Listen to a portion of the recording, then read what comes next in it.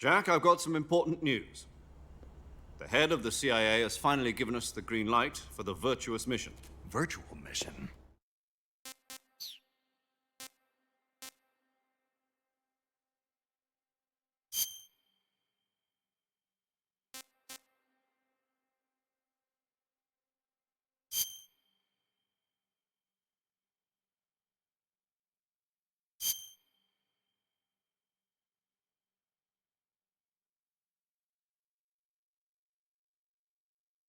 After the end of World War II, the world was split into two, East and West. This marked the beginning of the era called the Cold War.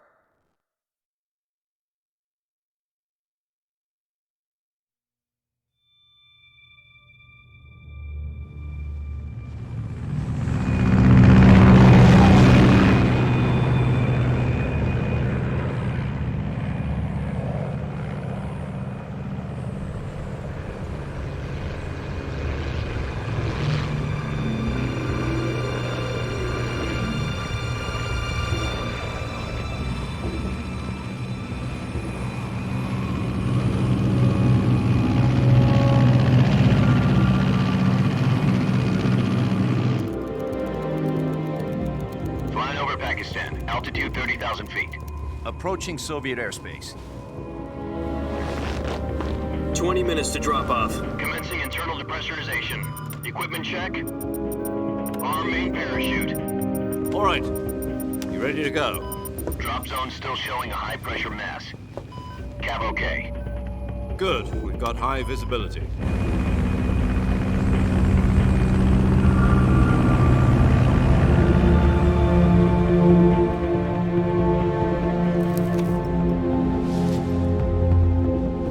Put out that cigar. Connecting oxygen hose to interior connector.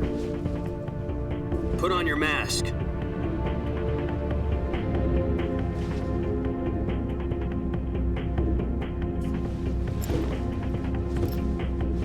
Does this panty waste know what he's doing? Approaching release point. 10 minutes to drop off. Hey, are you deaf? He said put out the cigar and put on your mask.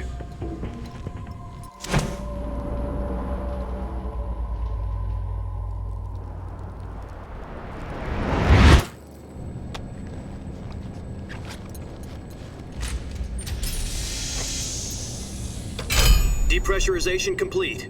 Checking oxygen supply. 6 minutes to drop off. Opening rear hatch.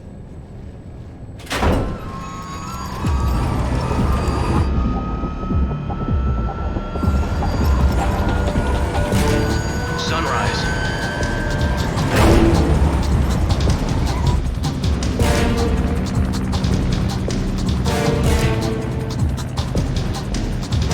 External temperature minus 46 degrees Celsius.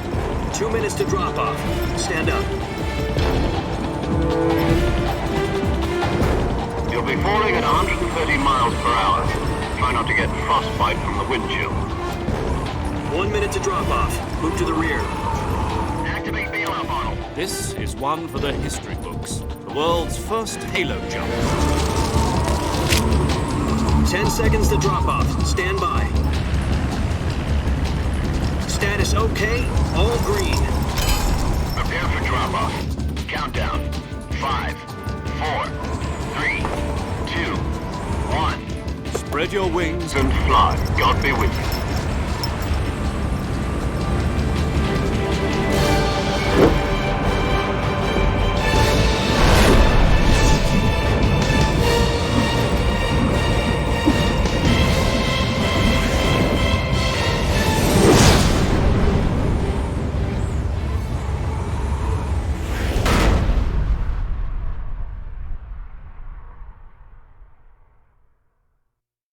Jack, I've got some important news.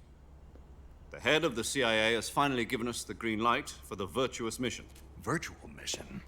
No, the virtuous mission. The future of our Fox unit depends on it. If it succeeds, we'll be officially organized into a unit. Virtuous mission? Sounds like some kind of initiation ritual. Don't get cocky. This isn't a training op. Right. So what exactly is this wonderful mission? Well, about 2 years ago, a certain Soviet scientist requested asylum in the West through one of our moles. His name is Nikolai Stepanovich Sokolov. He's head of the OKB 754 Design Bureau, one of the Soviets' top-secret weapon research facilities, and the East's foremost expert on weapons development.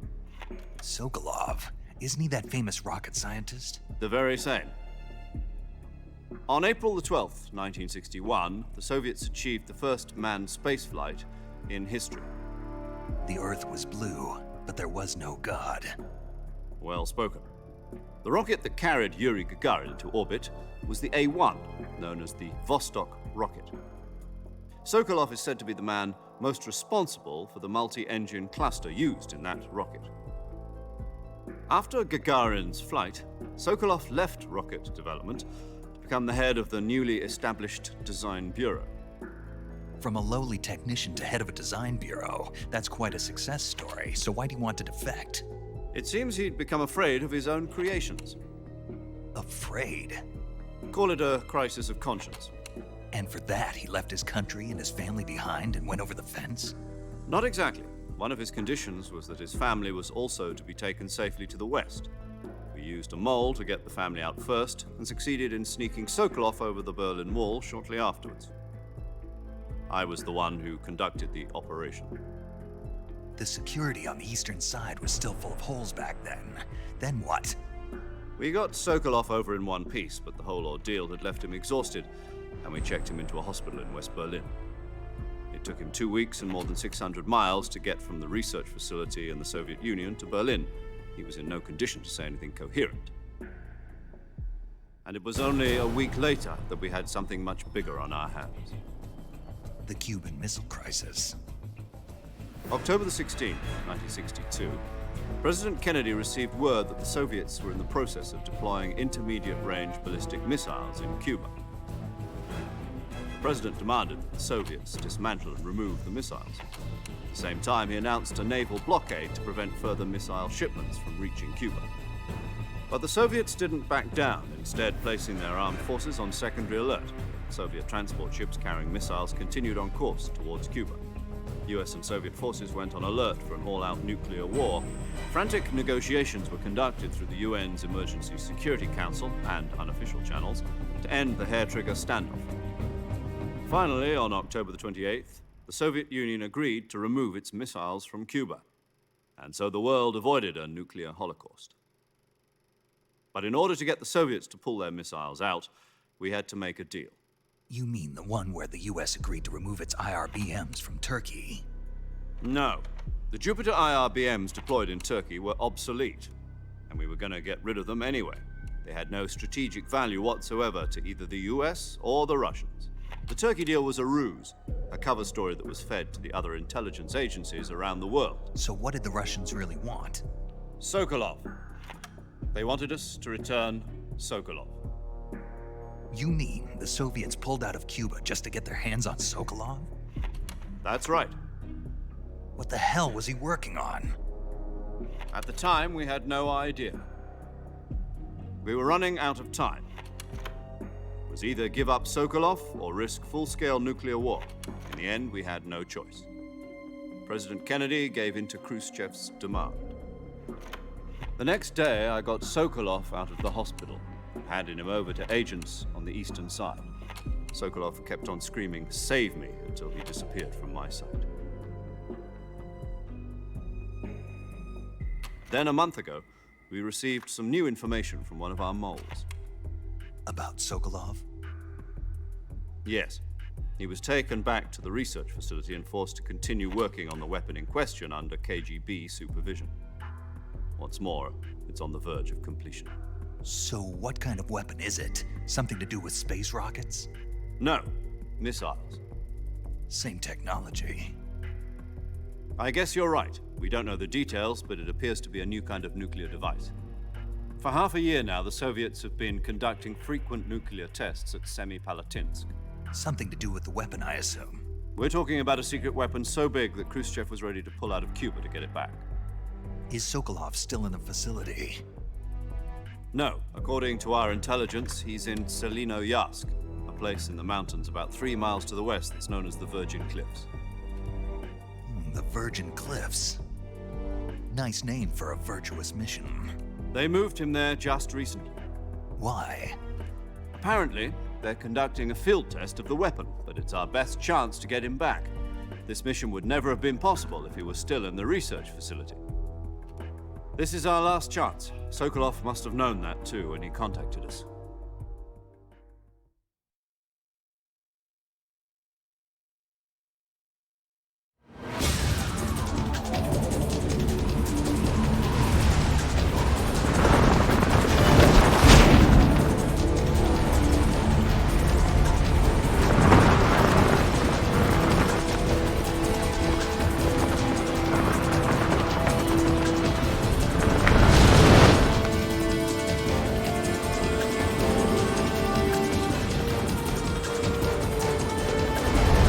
Listen up, Jack. Your mission is to infiltrate Selino-Yask in the Soviet mountains, ensure the safety of Sokolov, and bring him back to the West.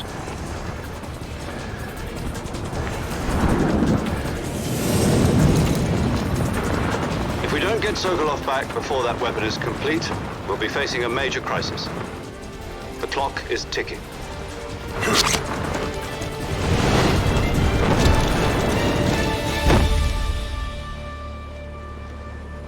Once we've confirmed the rescue of Sokolov, stand by at the recovery point. A recovery balloon will be dropped at that point. Helium will be pumped into the balloon to inflate it. The process takes about 20 minutes. Once it's complete, the gunship's arm will latch onto the balloon and pull it up. The Fulton surface-to-air recovery system. I'm familiar with the theory. Take it easy. It's been combat-proven. Do you think Sokolov is up to it? The shock will be less than during a parachute jump, and the arm can handle up to 500 pounds. So you're planning on going over the border in a single combat Talon? She's equipped with 2 6-barrel 20mm Vulcan cannons, as well as 2 40mm machine guns. Sounds like she could hold her own against a battalion of tanks. Even with the fuel in the reserve tank, we're facing a 4-hour time limit. If all goes well, it shouldn't take more than a few hours. Home in time for dinner. But if anything goes wrong, You'll be eating dinner, breakfast, and all the rest of your meals in the jungle.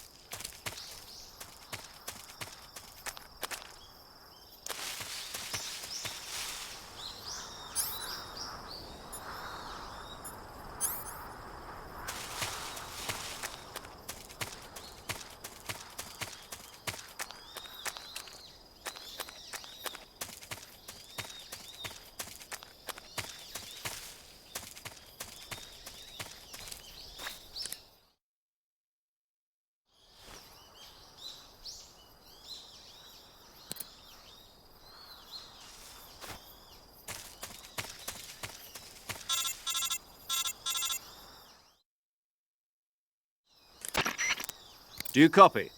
You're already in enemy territory, and somebody might be listening in.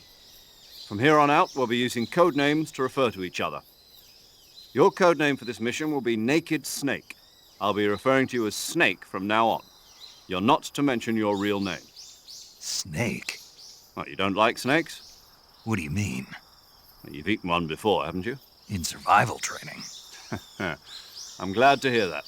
I don't know if I'd ever order one in a restaurant, but... Be careful, you might not have a choice. What about you, Major? What should I call you?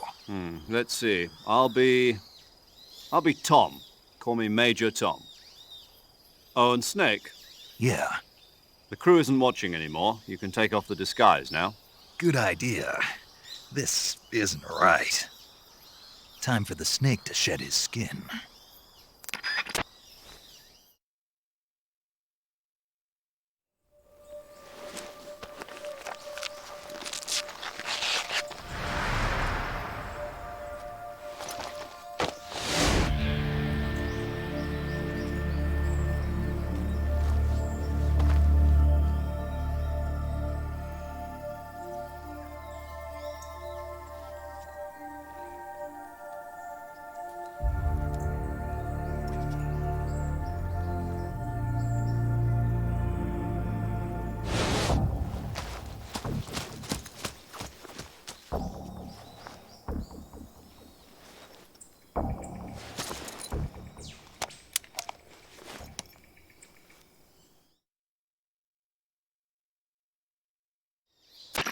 Can you hear me, Major Tom?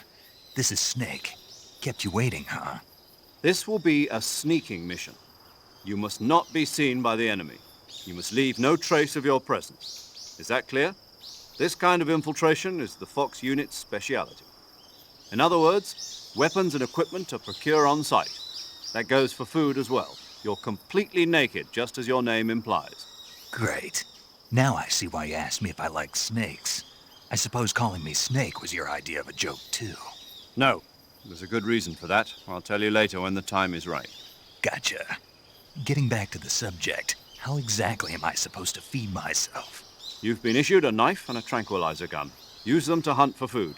You'll also find some medical supplies in your backpack. Yeah, about the backpack. I lost it in a tree on the way down.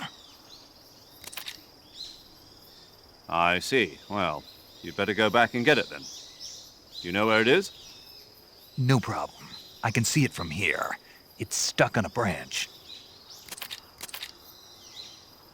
To climb a tree, stand in front of a tree that's covered in ivy and press the action button. I'll be monitoring your progress over the radio. We can't risk violating Soviet airspace, but I'll be in the gunship. My frequency is 140.85. I'll give you a call if I need to talk to you. If you need to talk to me, use the send function. Okay, Snake, go get your backpack.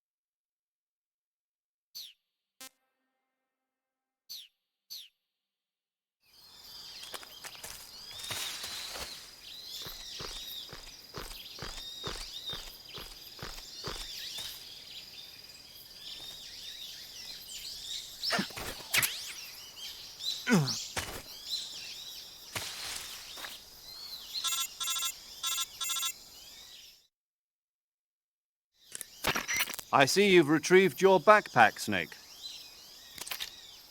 To equip a weapon, it's necessary to take it out of your backpack. In the survival viewer, choose Weapon from the backpack. Your available weapons will be displayed in a window in the upper left. From that list, choose the weapon you want to equip and press the Enter button. For other equipped items, just do the same thing from Item. Got it. Use the survival viewer backpack. Yep, that's right. Survival is fundamental to this mission. After you've been out in the field for a while, your stamina will start to drop. If your stamina gets too low, it'll affect your performance. You won't be able to shoot accurately, for example, and your wounds won't heal as smoothly. Keep an eye on your stamina so you don't run out. To recover lost stamina, you can hunt for local flora and fauna. You can use either your tranquilizer gun or your knife to hunt. My only weapon is a Mark 22 Hush Puppy tranquilizer gun? That's right. It's been fitted with its own suppressor. However, the suppressor will deteriorate every time you fire. Once its durability reaches 0, the noise suppression effect will be gone. So don't get too trigger-happy with it. The suppressor's durability is shown in the icon. Any weapons and equipment beyond what you're carrying now, you'll have to find as you go. I have to find my own weapons and equipment?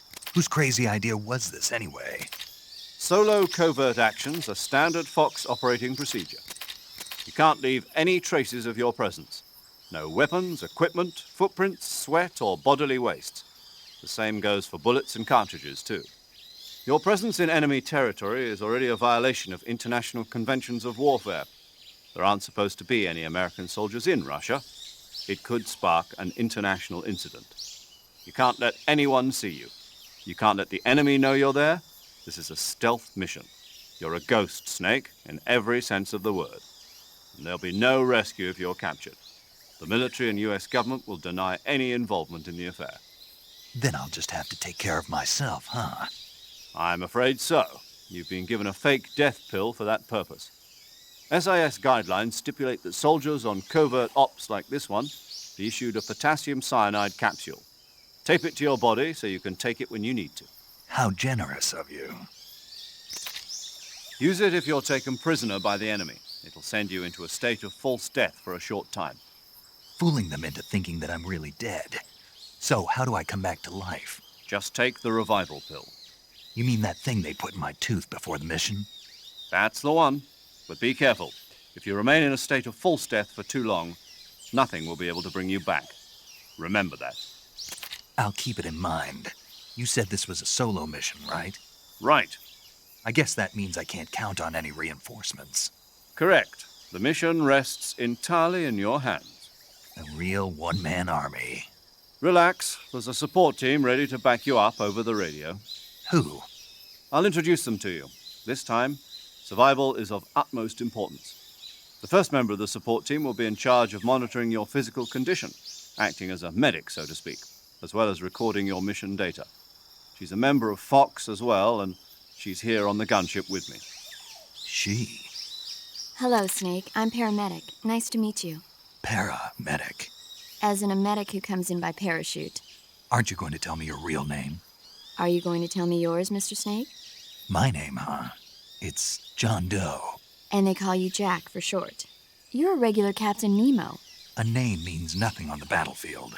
After a week, no one has a name. What's your name? Jane Doe. Very funny. I wasn't joking, but I'll tell you my name only if you manage to make it back alive. My frequency is 145.73. She's also in charge of recording your mission data. Whenever you want to save, send a message over the reserved save frequency, 140.96. So saving lets me record my mission data. That's right. It also records the state of your health. Good to know. There's one more person I want to introduce you to, Snake. Huh? Speaking of snakes, you remember the boss, don't you? A legendary soldier and your mentor. Actually, it was the boss that got the DCI's authorization in the first place. She's going to be serving as Fox's mission advisor. The boss is? She also helped me plan this mission. She and I were at SAS together. Jack, is that you? How many years has it been? Boss?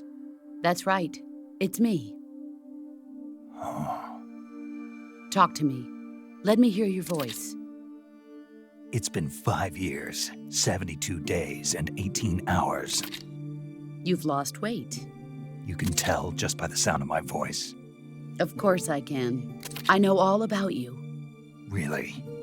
Well, I don't know anything about you. What's that supposed to mean? Why'd you disappear on me all of a sudden? I was on a top secret mission. You didn't need me anymore. But there were still so many things I wanted you to teach me. No, I taught you everything you needed to know about fighting techniques. I taught you all I could. The rest you needed to learn on your own. Techniques, sure. But what about how to think like a soldier? How to think like a soldier? I can't teach you that. A soldier needs to be strong in spirit, body, and technique. And the only thing you can learn from someone else is technique. In fact, technique doesn't even matter. What's most important is spirit. Spirit and body are like two sides of a single coin. They're the same thing. I can't teach you how to think. You'll just have to figure it out for yourself. Listen to me, Jack. Just because soldiers are on the same side right now doesn't mean they always will be. Having personal feelings about your comrades is one of the worst sins you can commit. Politics determine who you face on the battlefield. And politics are a living thing. They change along with the times. Yesterday's good might be tomorrow's evil. Is that why you abandoned me? No, it had nothing to do with you. I already told you, Jack. I was on a top secret mission. A soldier has to follow whatever orders he's given. It's not his place to question why. But you're looking for a reason to fight. You're a natural-born fighter, but you're not quite a soldier. A soldier is a political tool, nothing more. That's doubly true if he's a career soldier. Right and wrong have no place in his mission. He has no enemies and no friends. Only the mission. You follow the orders you're given. That's what being a soldier is. I do whatever I have to get the job done. I don't think about politics. That's not the same thing. Sooner or later, your conscience is going to bother you. In the end, you have to choose whether you're going to live as a soldier or just another man with a gun. There's a saying in the Orient, loyalty to the end.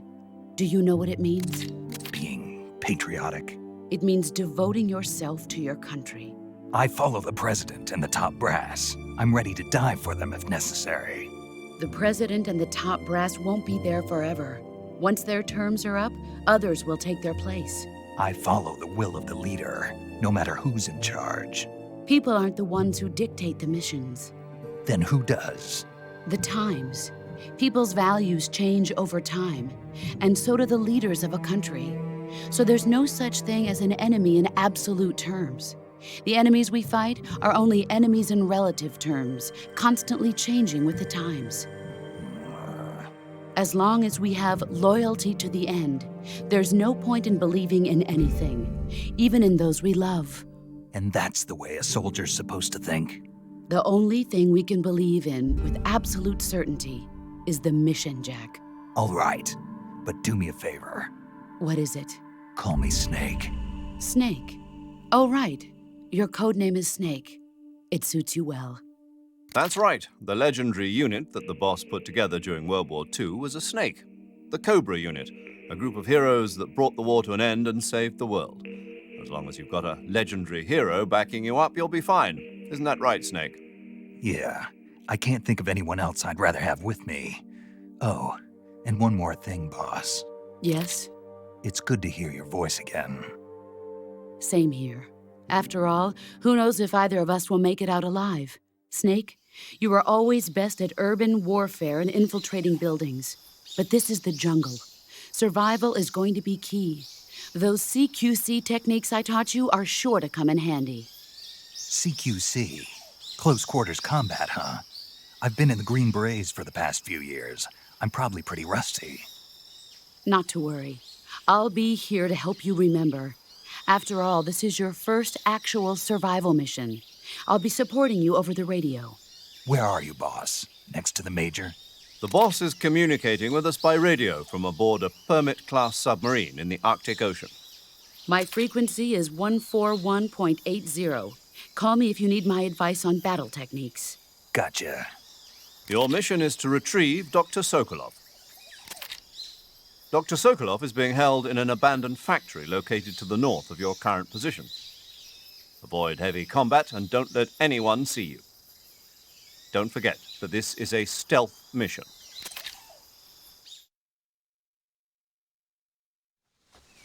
Snake, try to remember some of the basics of CQC.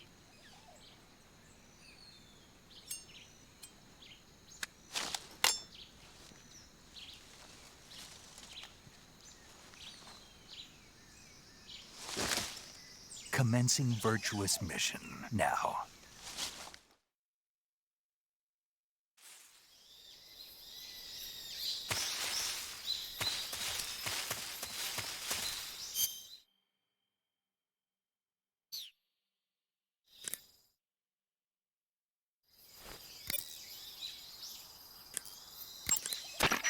I see you caught yourself a reticulated python. The reticulated python is said to be the longest snake in the world. The biggest ones can grow up to 10 meters in length. Although they're not poisonous, they're still very dangerous, so be careful around them. They have a highly ferocious temperament, and they can swallow whole, even large animals like deer and pigs. Their most distinguishing feature is the mesh pattern of their scales. This pattern acts as a highly effective natural camouflage. If you think there might be a reticulated python about, pay close attention to your surroundings. Otherwise, you could get bitten before you even know it's there. It's a huge snake, but you should be able to capture it alive by using the tranquilizer gun. I'll bet if you capture one and throw it at an enemy, it'll give him a good scare. Right. But how do they taste? Huh? Do they taste good? You're actually going to eat one. Why else would I be asking? Cannibal. What was that? Nothing. Let's see what the guide says. Ah, you're in luck. It says they taste pretty good. Good. I can hardly wait. Ugh.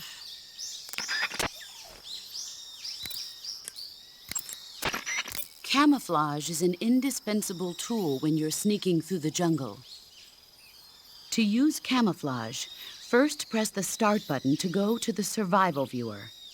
Then select Camouflage and press the Enter button. Select Uniform to select Battle Fatigues, and Face to select Face Paint. Choose battle fatigues that match the surrounding environment. The most effective camouflage is attained by selecting fatigues that blend in with the environment. Camouflage patterns that stand out in your surroundings will attract attention.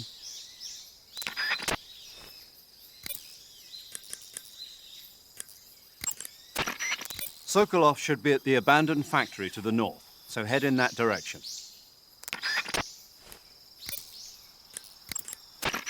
Saving the game, Snake?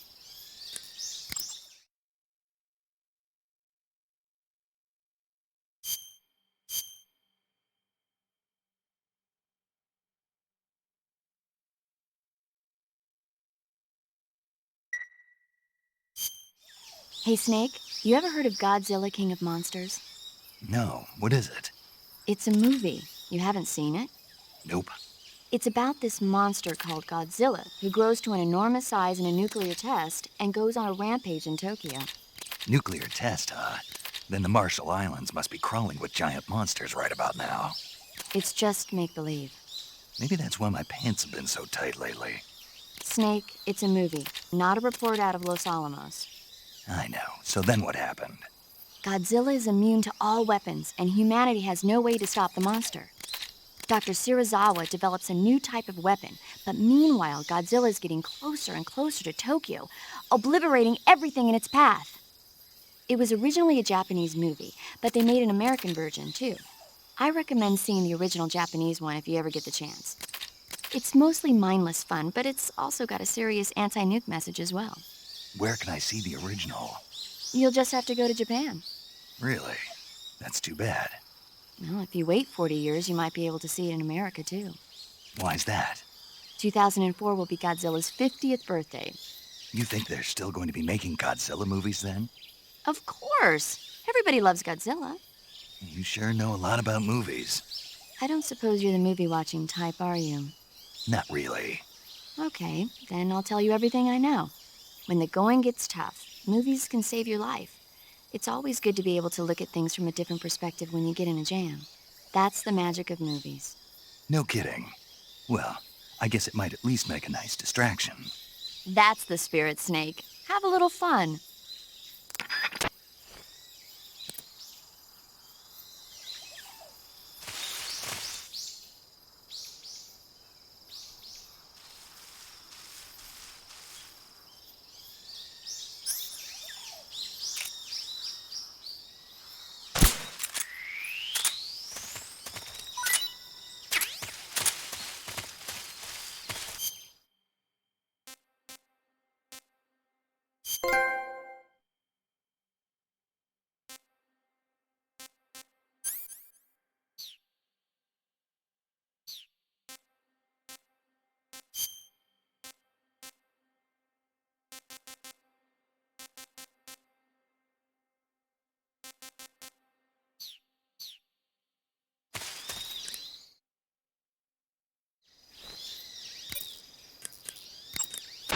I see you've captured a giant anaconda.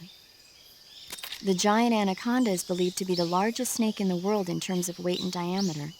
It's not poisonous, but its large size makes it extremely powerful. They say it even eats crocodiles. Its only natural predator is man. And snake. And snake. Got it. So how does it taste? I knew you were going to ask me that. Glad I didn't disappoint you.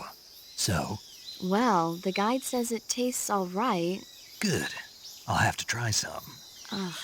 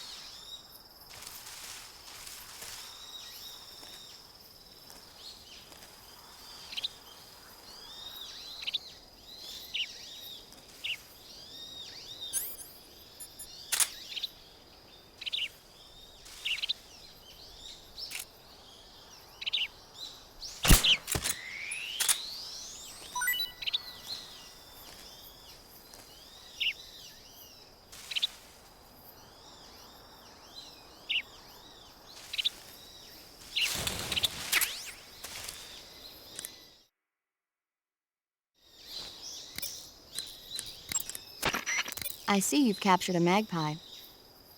Magpies are members of the crow family. They're distinguishable by their beautiful dark blue and white bodies and their long tails. Their favorite food is insects, but they'll also eat small fish, acorns, and fruit. They're omnivores, which means... They'll eat anything. Right, just like you, huh? Okay, so how do they taste? You always ask me that. Naturally. So? I've never heard of anybody actually eating a magpie, but I suppose there's no reason you couldn't. You don't say. Oh.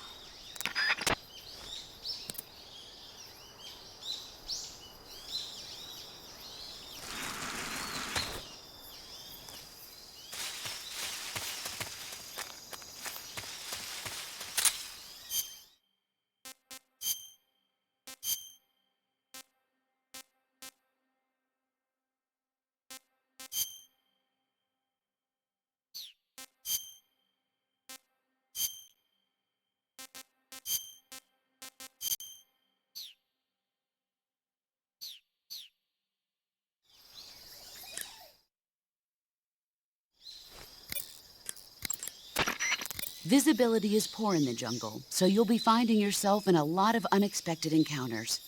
Naturally, this means that close quarters combat will be more important than ever. So I'll have plenty of chances to use CQC then. That's right.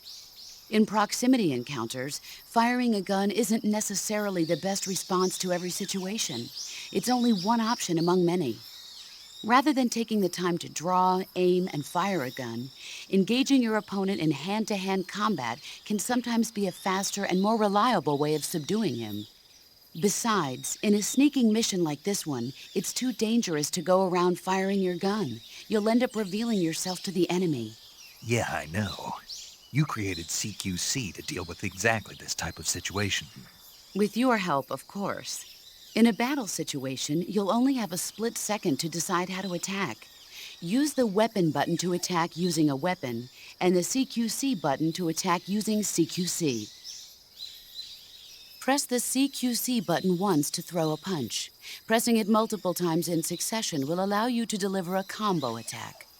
But striking your opponent is just one aspect of CQC. It doesn't really start to shine until you've got your enemy in a hold. Press and hold down the CQC button to grab your opponent with your right hand. From there, you can use the left stick to knock your opponent off balance and throw him to the ground. This can be used to knock an opponent out in a single blow. If you don't press the left stick, grapple with your enemy until you're behind them and can get your knife to their throat. Grabbing an enemy from behind and holding your knife against his throat will render him virtually powerless. From this point, there are several things you can do. Press the CQC button hard to slit the enemy's throat with your knife. Move the left stick and press the CQC button to throw the enemy to the ground. Lightly tap the CQC button rapidly to choke the enemy. You can use this to knock him out or even kill him if you do it long enough. By continuing to hold down the CQC button, you can move around while keeping your grip on the enemy. By pressing the weapon button, you can aim your currently equipped weapon at another enemy. With their comrade acting as a human shield, the enemy will be reluctant to attack you. Press the left stick to press your knife against the enemy and demand information. You'll be surprised at how much you can learn this way. But don't get too complacent. While your enemy may be powerless in your grip, he'll use any opportunity he can to counterattack.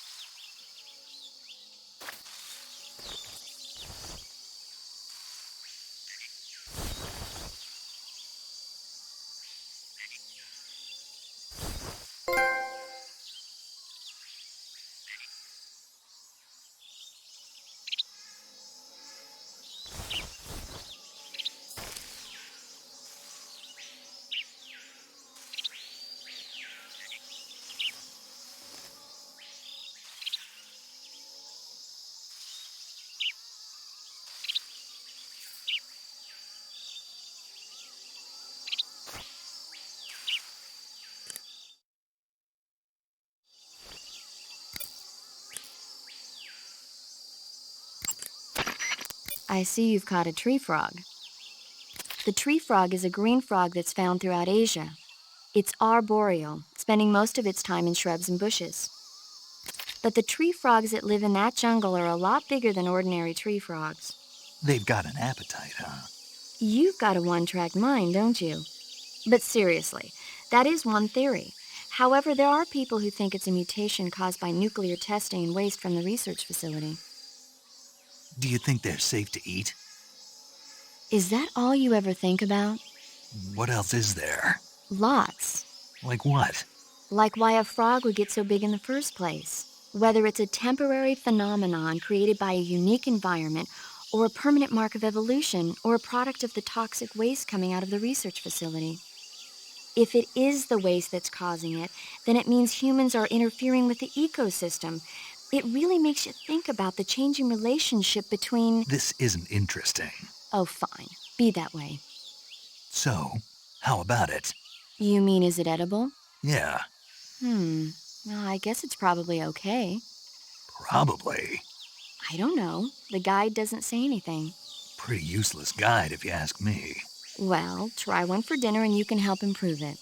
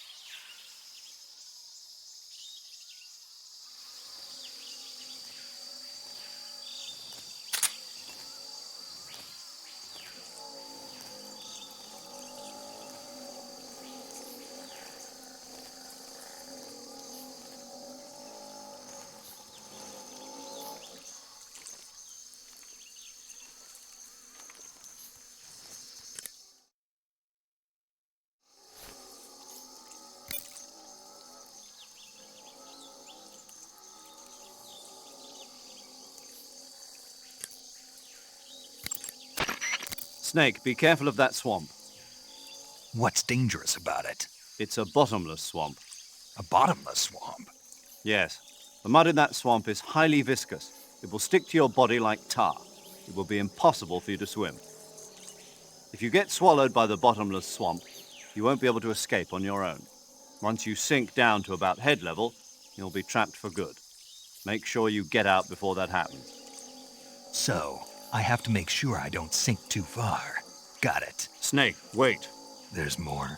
Yes. What? Crocodiles. Crocodiles? Yes. Crocodiles. Like the reptile. That's correct. More accurately, they're Indian gavials. What are crocs doing deep in this forest? You'll have to ask Paramedic about that one. Paramedic? Yes. The Indian gavial is a crocodile that originally lived in freshwater regions in India and Nepal. Why are Indian crocodiles way out here? They're captive crocodiles that were brought here for research purposes but escaped and became wild again. Indian gavials are large creatures. Adult males grow to over 6 meters in length. You'll never catch one alive, even if you use the tranquilizer gun. Got it. So, how do they... Taste? Yes, I did look into that. You know what they always say. Tastes like chicken. Sounds delicious. But be careful when capturing an Indian gavial. Normally they're cowardly creatures, but the ones in the forest there are belligerent. Apparently they attack humans. What do you mean? They weren't the direct subject of any serious research, but some think they may have become violent as a side effect of the atomic research that was conducted nearby.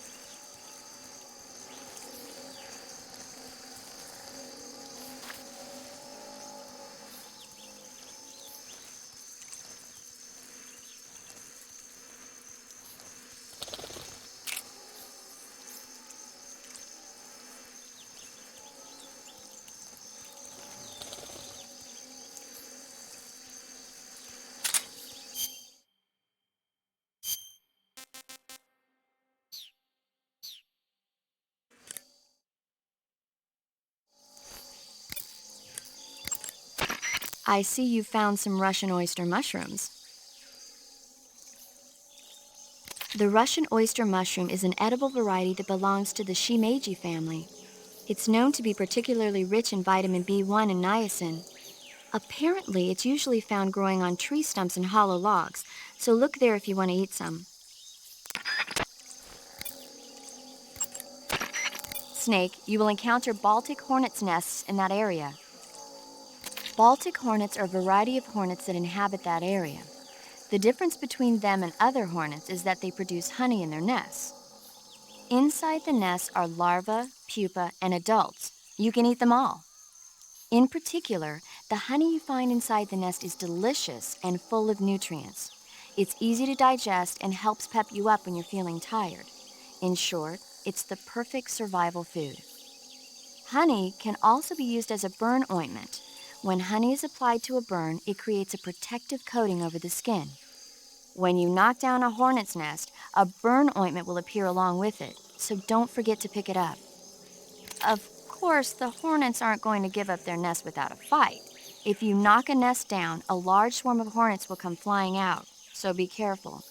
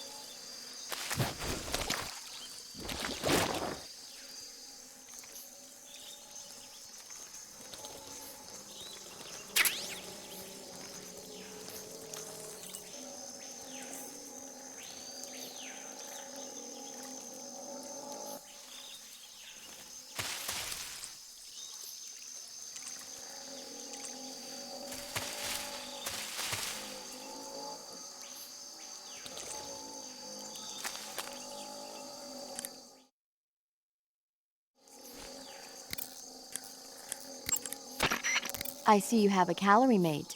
Calorie mate. The thing you're holding now? Oh, the little block that looks like a cookie? Try it, it's pretty good. Okay. But what is this thing? Never seen anything like it. Calorie Mate is an energy supplement that contains all the proteins, lipids, vitamins, carbohydrates, and minerals needed for a balanced diet. It's a well-balanced food. Because of that, it's just perfect for giving your body the nutrition it needs in combat. It sounds like a space-age food. Real astronaut food is not very good, but that should taste fine.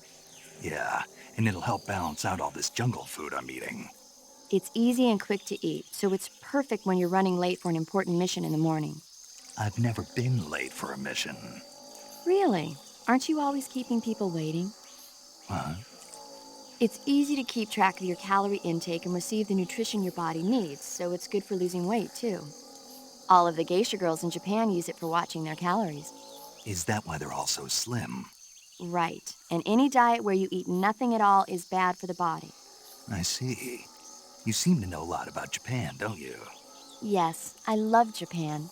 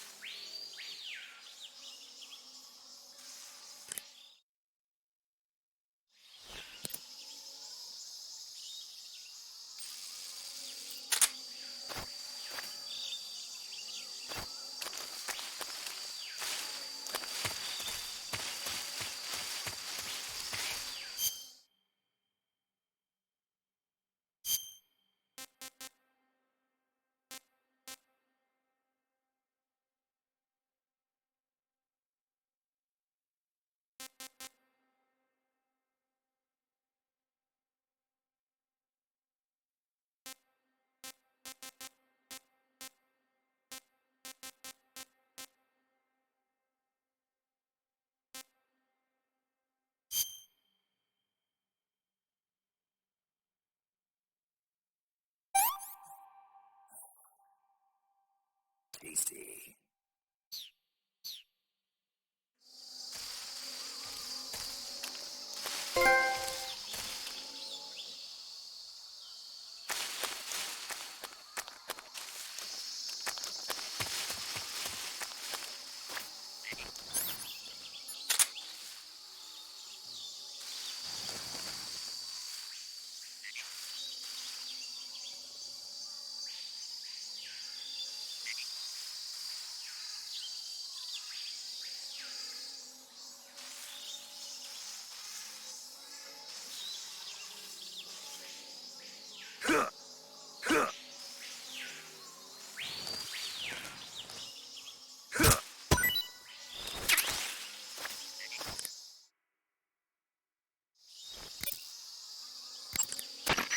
Looks like you found a Golova. Golova? Yeah, it's a fruit that's found only in that region. It's related to the jackfruit, which is commonly found in Southeast Asia. Jackfruit, huh? Yep, he's a cannibal. Huh? I didn't say anything. No, I'm sure you... I said, I'm sure you'd like it. Oh. Golova means head in Russian. It's probably called that because the fruit grows to about the size of a human head. It's supposedly pretty good to eat with a uniquely sweet flavor. The fruit itself is fairly large, so you can make a meal out of it. Golovas grow directly off the trunk of the tree. If you're running low on stamina, it might be a good idea to keep an eye on the tree trunks.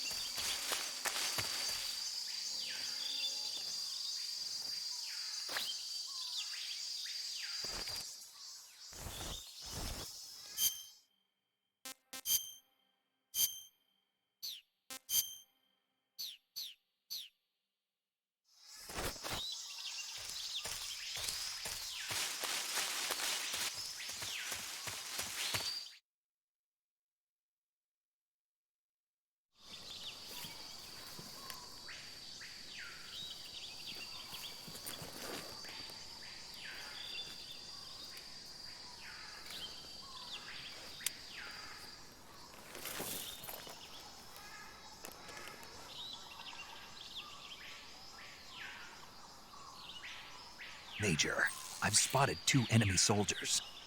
They're probably KGB troops sent to guard Sokolov. AK-47s and grenades.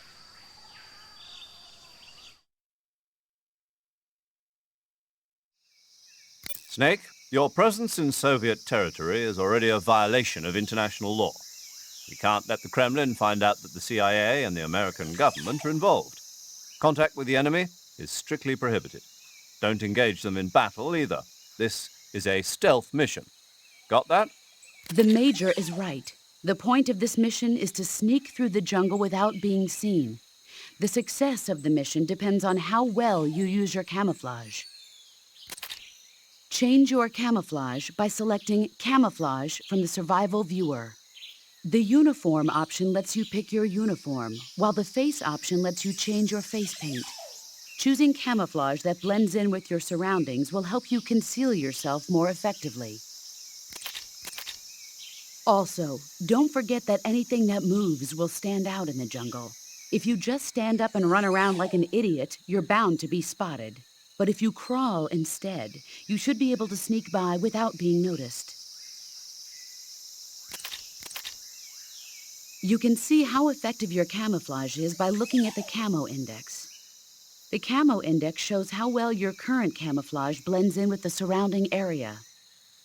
The higher the value, the harder you are to spot, and vice versa. The key is to make yourself one with nature. Keep that in mind as you go along, okay?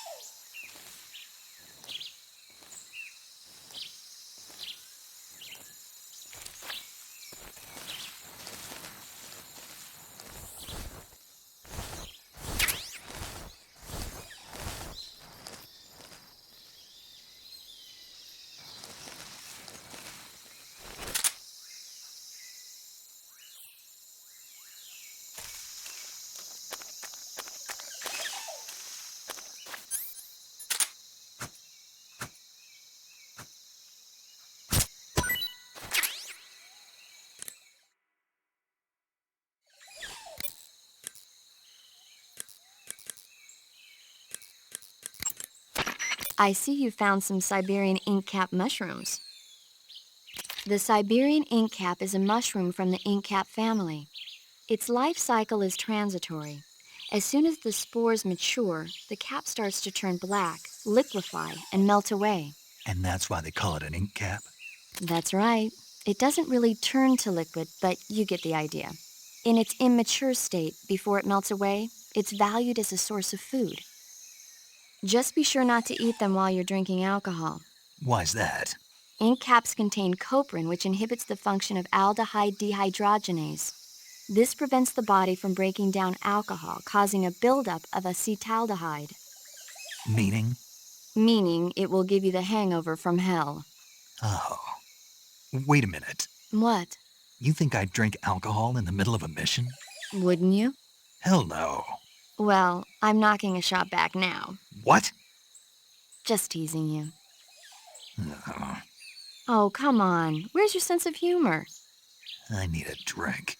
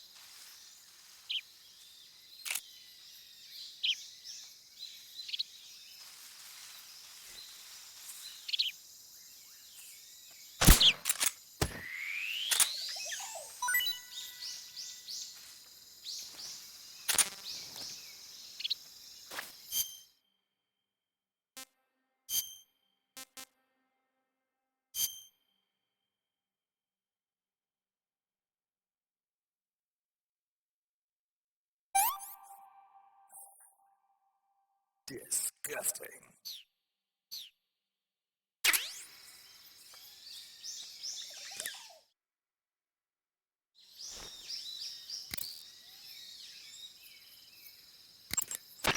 I see you've caught yourself a Sunda whistling thrush.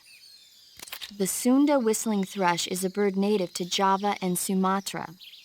It's distinguished by its large blue body and long beak. It really stands out in the forest. Got it. So, How does it taste? yeah, I don't know. you don't know. The guide doesn't say. I guess there's no reason you couldn't eat them. Oh, I see. But it's nice and plump, so I'm sure it'd make a hearty meal. That's a good point.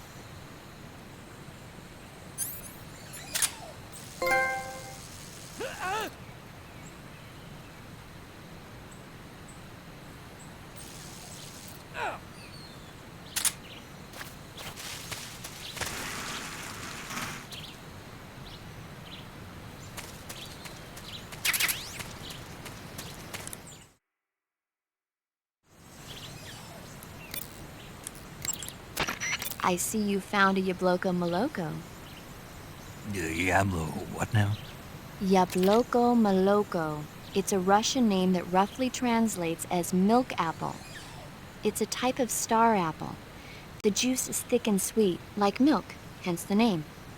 And if you cut one in half lengthwise, you'll see a star-shaped ring radiating out from the center. Hence the star apple. Right. The star-shaped part has a gelatinous texture and is said to be especially tasty. Sounds useful, You're welcome. for once. Did you say something? No, back to the mission.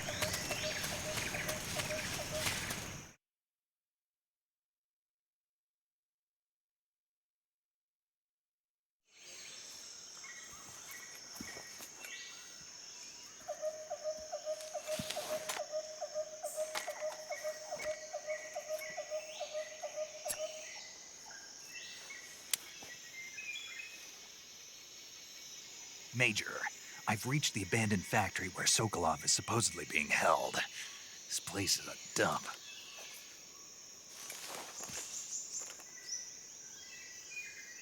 I can't see Sokolov from here. The security is pretty tight. There are sentries posted around the perimeter. I wonder how many are inside.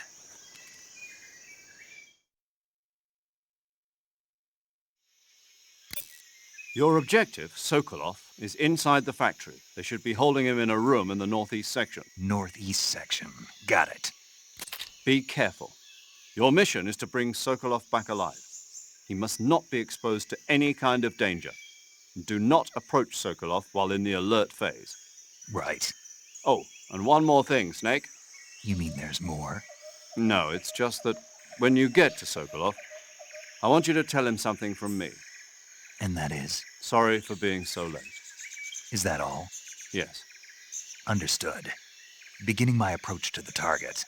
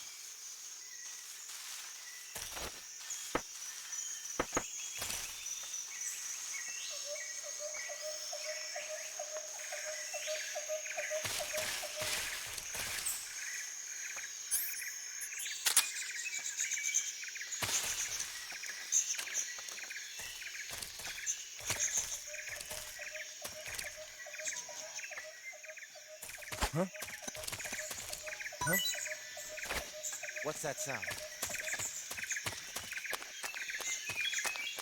Oh.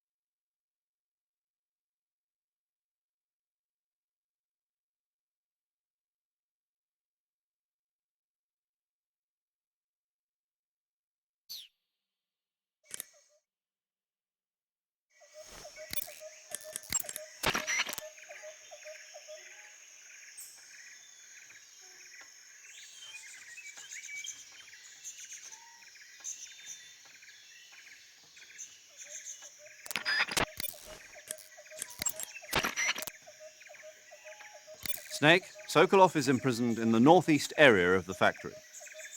Got it. To the northeast. Yes, and don't engage the enemy. The object of this mission is to bring Sokolov back safely and nothing more. Contact Sokolov without being spotted by the enemy and bring him out discreetly. If you must dispose of an enemy, do it with the tranquilizer gun.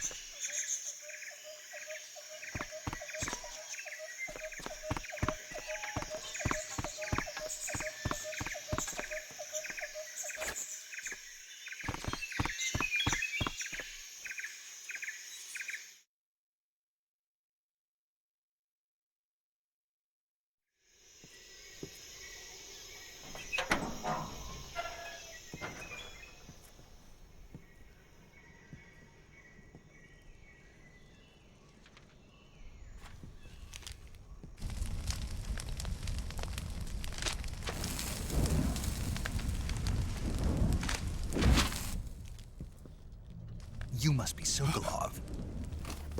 Are you one of Volgin's men? You'll never get it from me. No. I'm a CIA agent.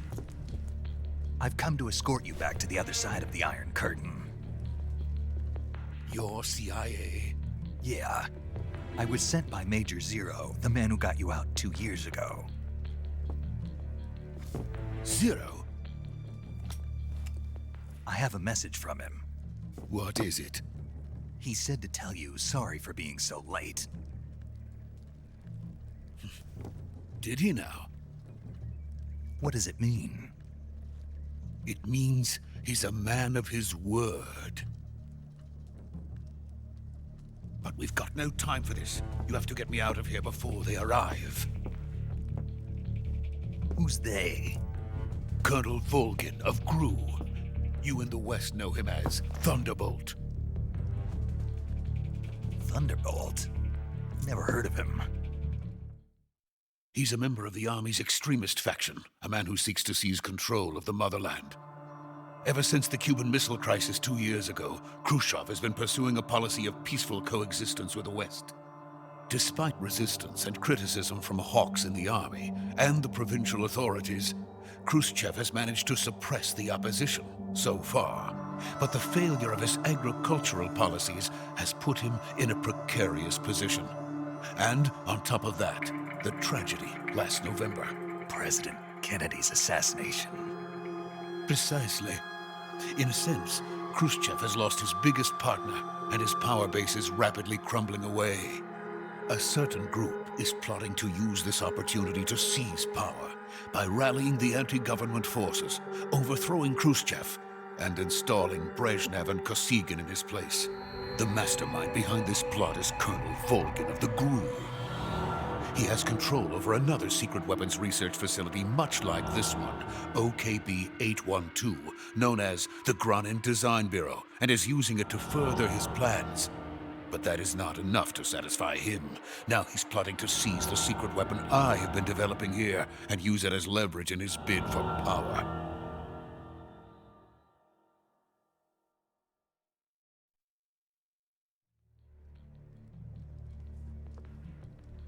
The intelligence says that they are going to make their move during the test. Then, the soldiers outside. Exactly. They wouldn't need that many men just to keep me inside. Their orders were to prevent Colonel Volgin from capturing me. Even if it meant killing me in the process. So it would seem.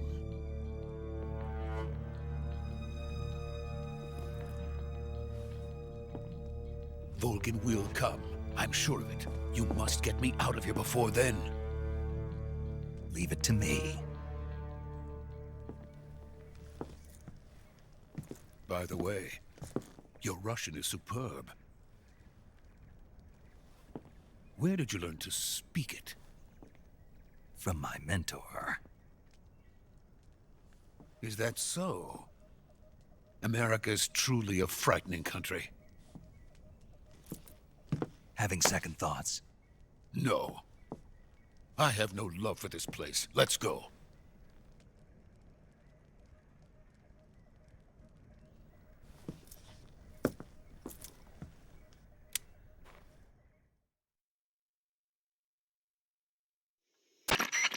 Major, this is Snake. Sokolov is safe with me. He's doing fine. No injuries. Good work, Snake. Now hurry up and get Sokolov to the recovery point. We'll rendezvous with you there.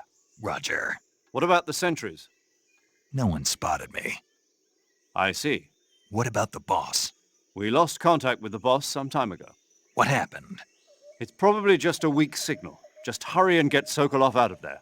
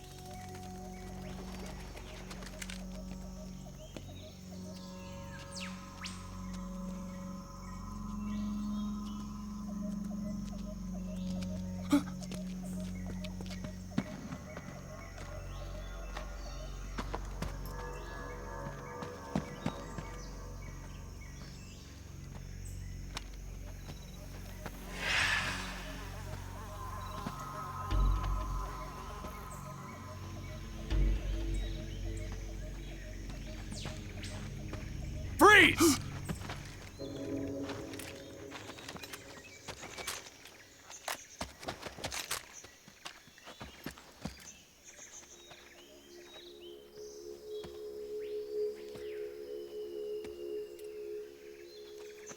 So this is the legendary boss. Huh?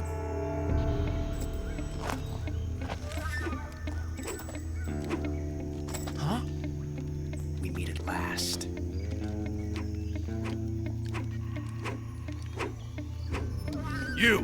You're from the Ocelot unit of Spetsnaz. Huh. What's a GRU soldier doing here? Soldier?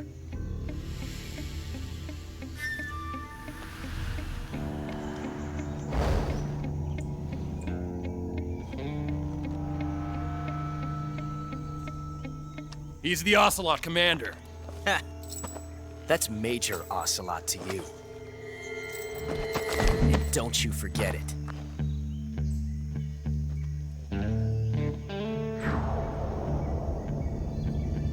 Sokolov is ours. Now get out of here. And Ocelot never lets his prey escape. What?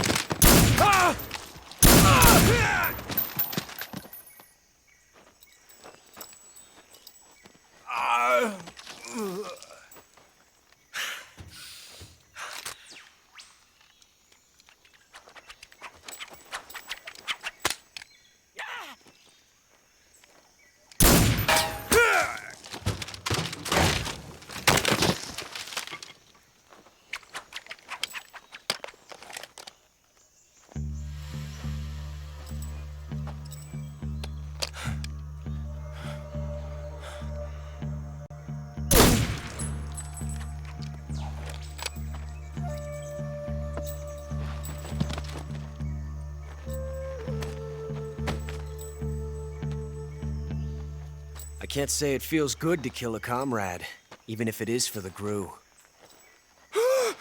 Sokolov, take cover.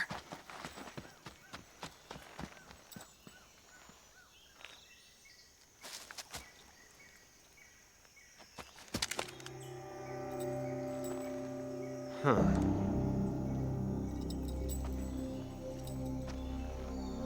You're not the boss, are you?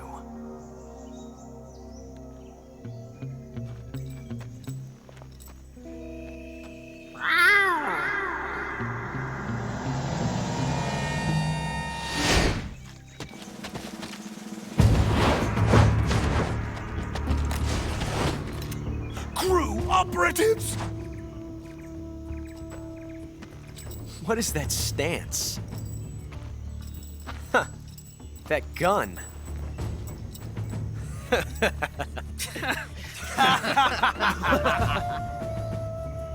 If you're not the boss, then die.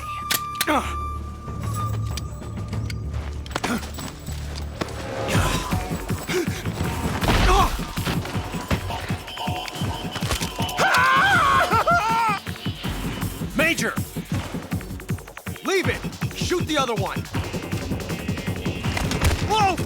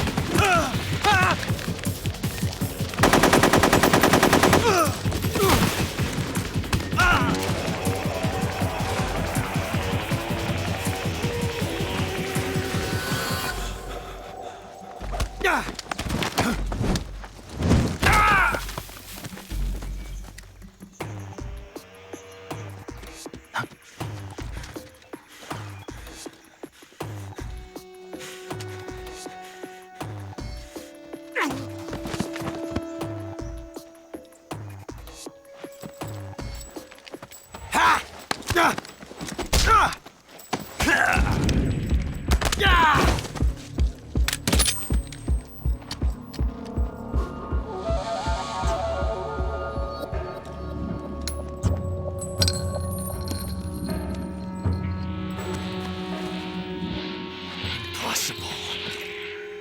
You ejected the first bullet by hand, didn't you? I see what you were trying to do, but testing a technique you've only heard about in the middle of battle wasn't very smart. You were asking to have your gun jam on you. Huh? Besides, I don't think you're cut out for an automatic in the first place. You tend to twist your elbow to absorb the recoil. That's more of a revolver technique. You filthy American dog!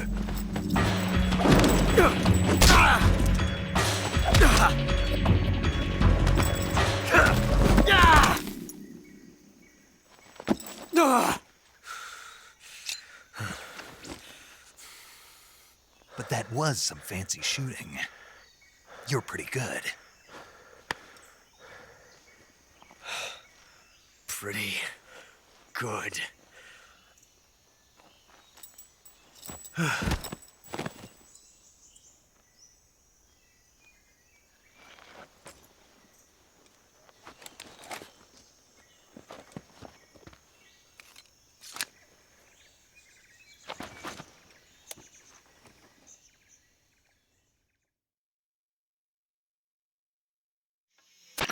Major, do you read me? I read you. Snake, you all right? I've run into a few snags. These guys were after Sokolov, too. Apparently they were taking orders from a GRU colonel named Volgan. A GRU colonel? Part of an internal Soviet power struggle, according to Sokolov. Something between the KGB and GRU. Between Khrushchev's supporters and Volgan's. Sokolov was being guarded by the KGB and hunted by GRU? Snake, it sounds like this could be even hotter than Cuba. I don't like it. Something about the whole thing stinks. I agree. You'd better hurry. Sokolov ran off by himself, but I'll catch up to him. We're counting on you.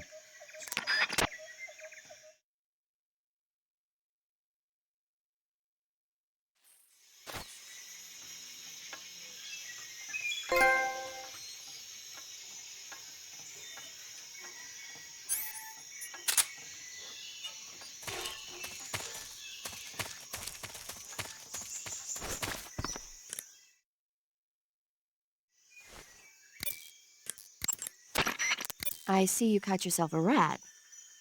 The rats in that area are the descendants of wild Norway rats that were domesticated by humans as pets and lab animals. They're not poisonous, and I don't think they'll attack you, but they're quick little creatures, so you might have a hard time catching one. Uh-huh. So how do they taste? Snake? What? They're rats. I know what they are. Do they taste okay? The guide says they're not that bad. Good enough for me. Ugh. By the way, Snake. What? What was that little lecture back there? Lecture? You were instructing the GRU commander, weren't you? Something about the first round or his hand? Yeah. What was that supposed to mean? Well, whenever he put a new clip in his gun, he'd always load the first round by hand, whether there was a round left in the chamber or not. It's a technique they teach in the Middle East. By making sure there's always a round in the chamber, you eliminate the risk of pulling the trigger with nothing to fire. He must have heard about it from someone or read it somewhere. In any case, he probably wanted to try it out for himself. And he was obviously motivated by vanity to show off his new technique. That's when you make mistakes. The battlefield is an unforgiving place. The only techniques you can rely on are the ones you've mastered through experience and practice. Uh-huh. And what were you saying about him being more suited to revolvers? When he fired, he was bending his elbow sharply to avoid the recoil. It looked like he wasn't aware he was doing it, but that habit can be either a fatal flaw or a gift. What do you mean? Automatic weapons use recoil to operate, so if you don't let the recoil hit you, it interferes with the operating cycle of the gun. Basically, he shouldn't be trying to avoid the impact like that. But with a revolver, there's no need to let the recoil hit you. Just the opposite. Avoiding the recoil lets you reduce the strain on your hand and arm. That kid might just be handy with a high-caliber revolver. Handy? Are you listening to yourself? What do you mean? He's the enemy. Why are you giving him advice? I Snake. don't know. For some reason, I couldn't help but point it out to him. Snake, are you all right? Yeah.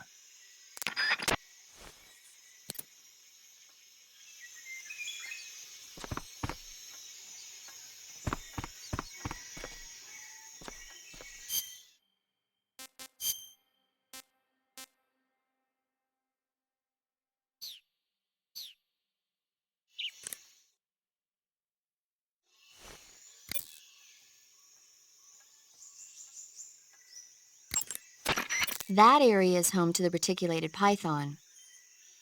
The reticulated python is said to be the longest snake in the world. It's not venomous, but it still poses a threat, so watch out. That area is home to the Sunda whistling thrush. The Sunda whistling thrush is a bird native to Java and Sumatra. It's distinguished by its large blue body and long beak. It really stands out in the forest.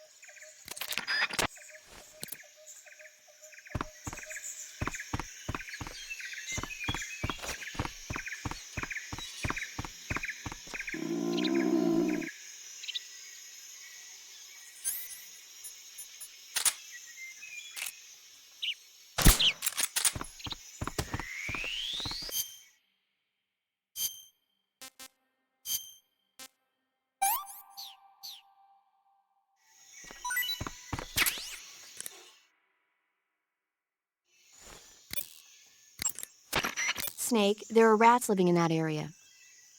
The rats in that area are... That area...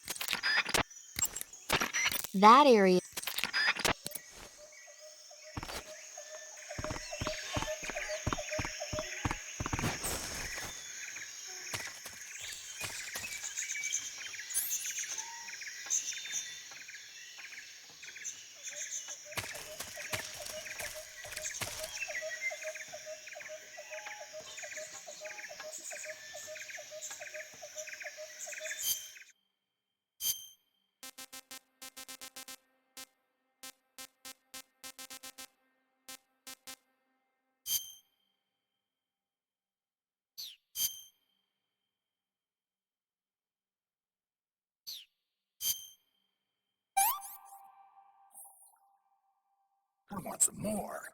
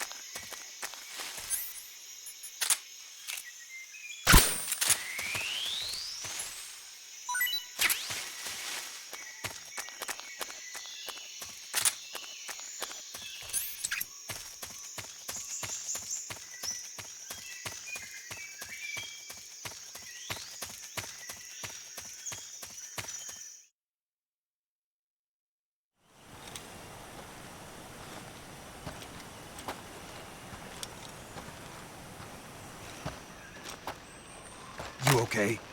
Those men were from the Ocelot unit. Spetsnaz? Yes. The best crew has to offer. They're coming for me. I'm finished! Calm down. I'll get you out of here, I promise. And we've got some of the best backup we could ask for. Look.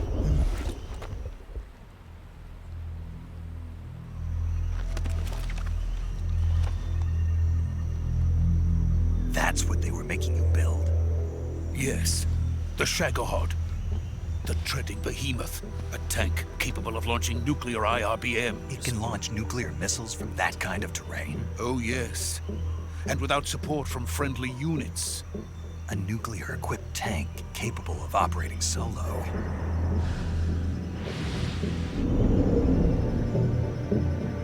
Is that thing finished? No, this is only the end of Phase 1. It won't be truly finished until we complete Phase 2. Phase 2? The weapon's true form. If it is completed and the Colonel gets his hands on it, it will mean the end of the Cold War. The end of the Cold War? Yes. And then the Age of Fear will truly begin. A world war. I had no choice but to cooperate. I didn't want to die. I wanted to see my wife and child again in America. Please, take me to America, quickly. They cannot complete it without my help. Got it. Let's go.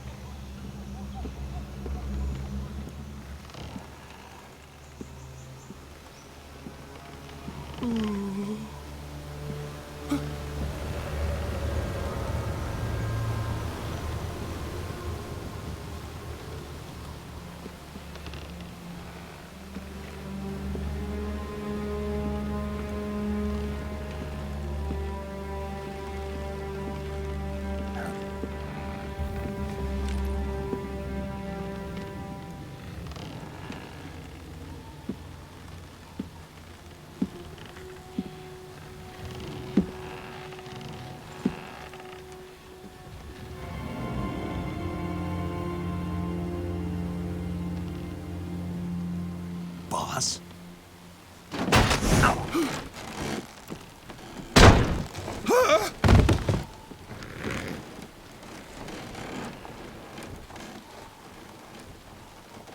Good work, Jack. What are you doing here? Sokolov comes with me.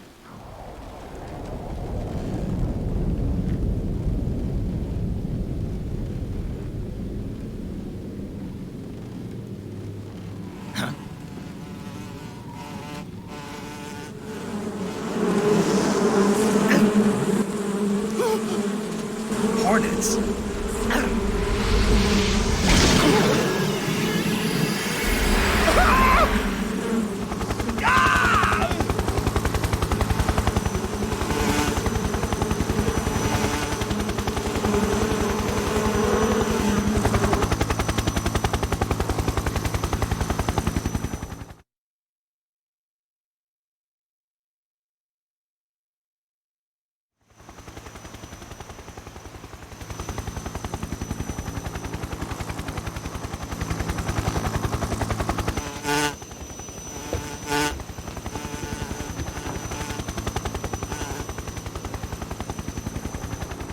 My friends, let us fight together again. I have waited long for this day. We will fight with you once more. Welcome back, boss. Now that all 5 of us are together, it's time we go to the depths of hell itself.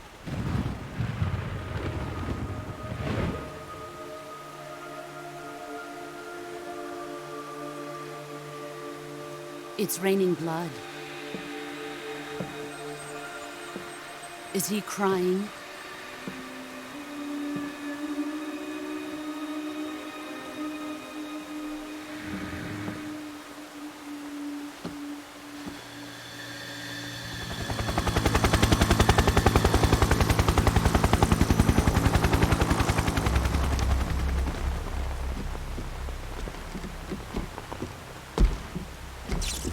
Kuwabara, Kuwabara.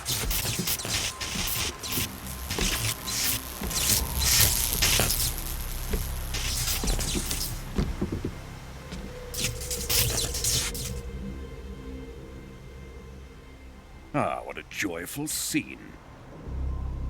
Colonel Vogan. Welcome to my country. And to my unit.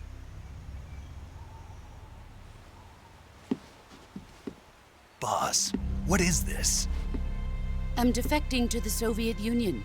Sokolov is a little gift from my new hosts. Recoilless nuclear warheads.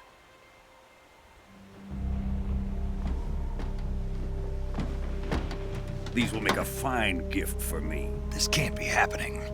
Who is he? Another one of your disciples? Are we taking him with us? No, this one is still just a child. Too pure for us Cobras. He has not yet found an emotion to carry into battle. What are you talking about? Think you can pull the trigger?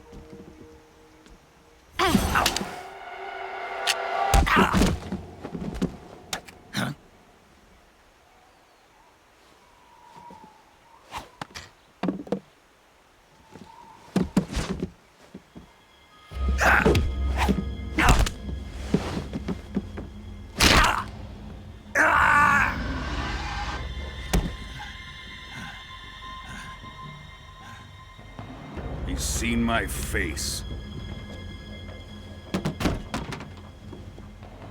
We can't let him live.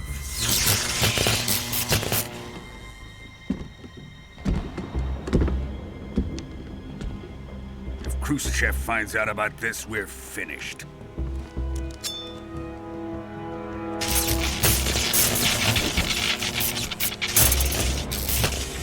He must die. Wait. He's my apprentice. I'll take care of him.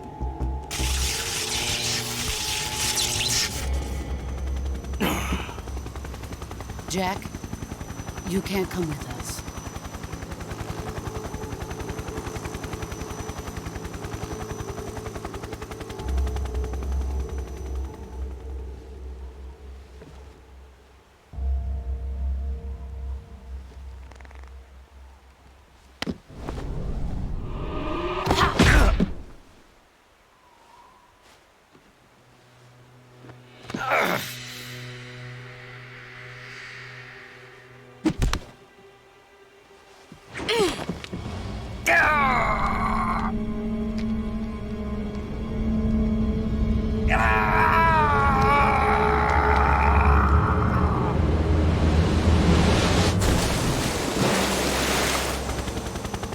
The new blood has been rejected.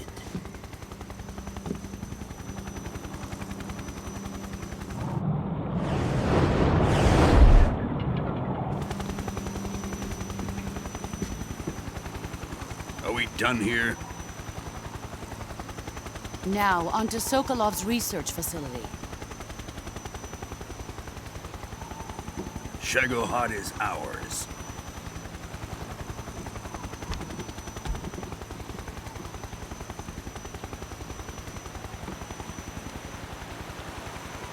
Drift away.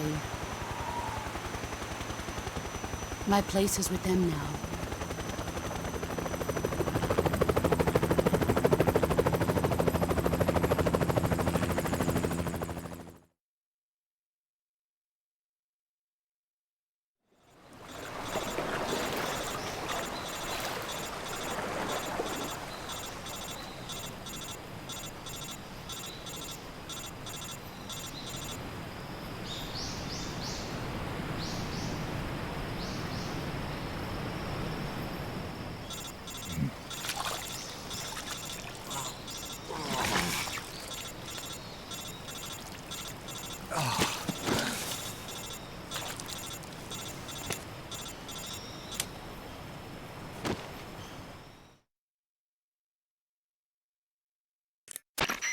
Snake, can you hear me? Yeah. Just barely. Snake, listen to me. You need emergency medical treatment. Can you move? You've got to get those wounds treated. Hang in there. All right, let's get you fixed up. Paramedic? Okay, Snake. Just relax and it'll all be over before you know it. Stay with me. I've seen people in worse shape before. Think you can handle it? Major. The boss. She's defected. We'll talk about that later. First, we've got to get you patched up. Okay, here we go. First, open the survival viewer with the start button. If you select cure, you can start the treatment. Healing is divided into treatment using medicine with the item window button and surgical treatment using the weapon window button. Your injuries include a fractured left elbow and rib bone, and lacerations on your upper arms, right elbow, and abdomen. They need to be fixed using surgical treatment. Move the healing cursor with the left stick to the affected part of your body. Once you've selected the affected area, hold the weapon window button and use the left stick to select the medical item and then press the enter button. With this method, you can use items to help your recovery process. To treat a bone fracture, first secure the affected area with a fastener and then wrap it in bandages. That should do it. For lacerations, you'll need disinfectant to clean the wound, sutures to stitch it up, styptic to slow the flow of blood, and bandages to wrap the wound. If you do everything I mentioned, the wound should heal completely. Understood? Yeah. Stay with me. Go into the survival viewer and treat those wounds.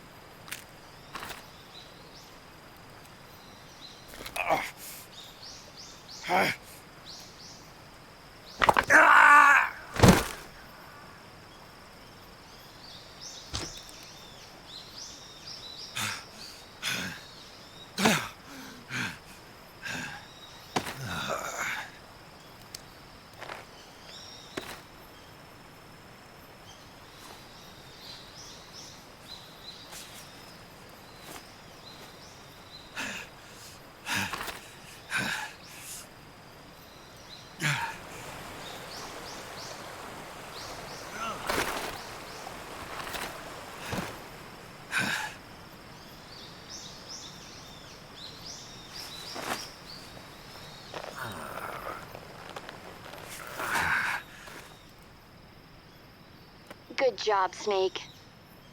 We're coming to get you now. Just stay where you are. We'll drop a recovery balloon. Can you set it up?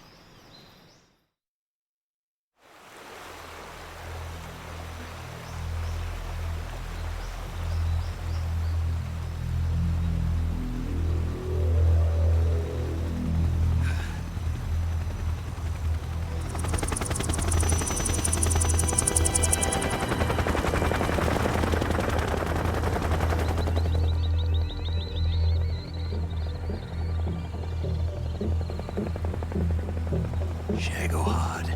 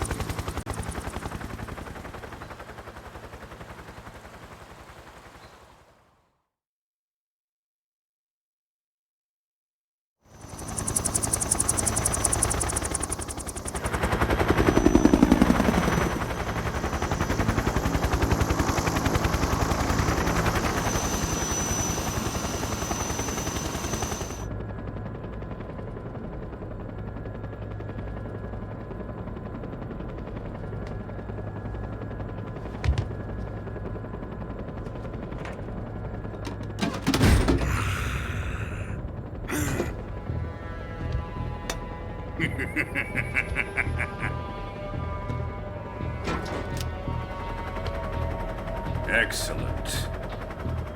A great success. Thanks to the boss and her cobras, I have both Sokolov and the Shagohod.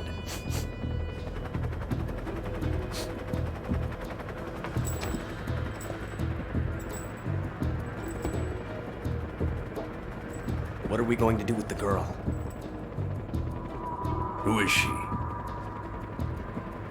Apparently she's Sokolov's woman.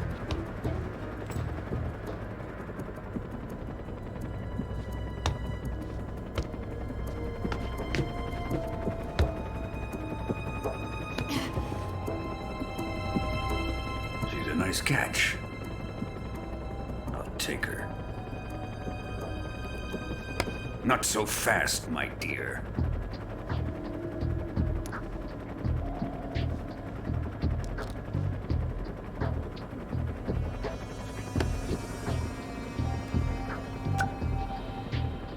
A kiss of death. Are you KGB? We may be able to use her.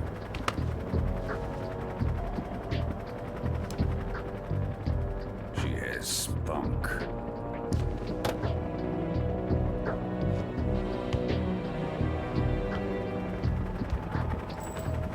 Shall we take her back to the base? Perhaps we should. We have no further use for Sokolov's research facility. I think it's time I gave this marvelous new toy a try. Colonel, even if they are our enemies, they're still our countrymen. But it won't be me that pulled the trigger. It'll be our friend, the American defector. You're going to nuke your fellow Russians? Remember the Alamo. Colonel!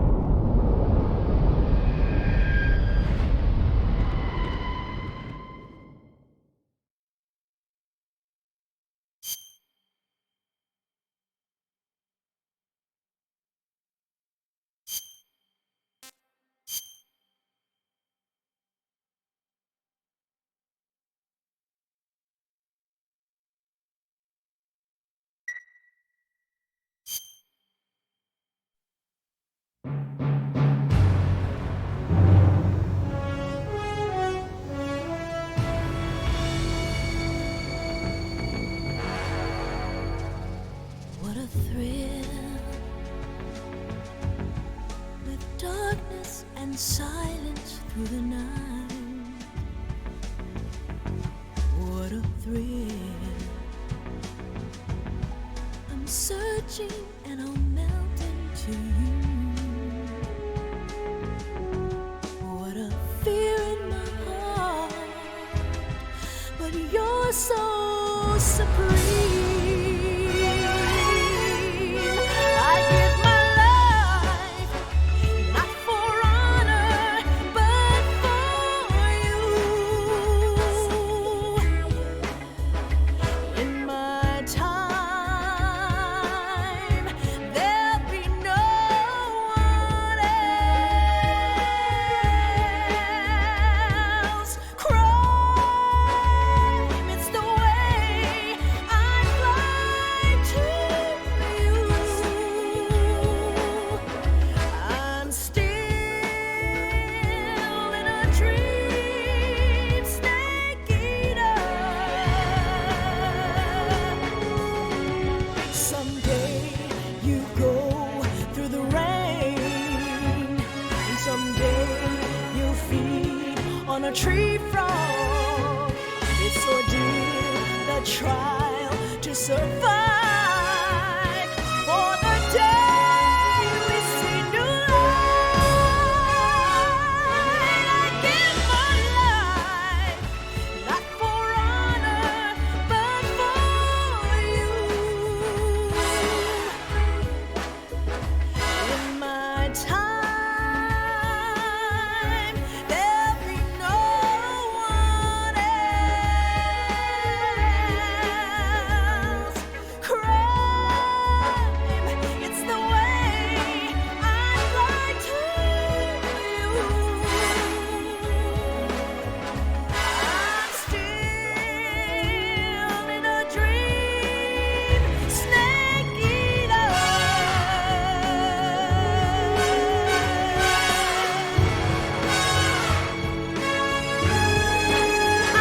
I'm still in a dream, snake eater.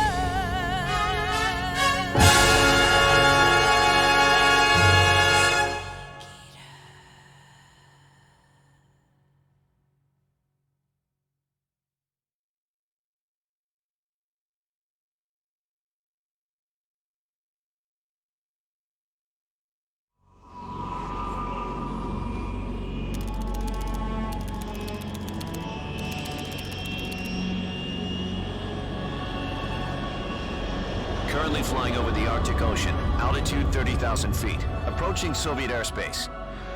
Arriving at the designated drone launch point.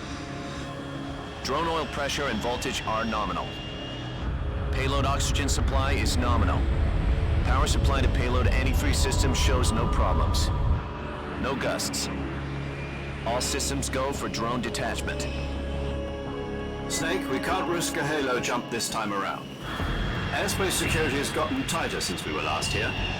We can't get as close to the ground as we did during the Virtuous mission. So instead, we'll be using one of our newest weapons. Snake, you're being given an honor on par with Alan Shepard. This is our last chance. Show your patriotism. If you fail, you'll be back in a hospital bed again, waiting for the firing squad.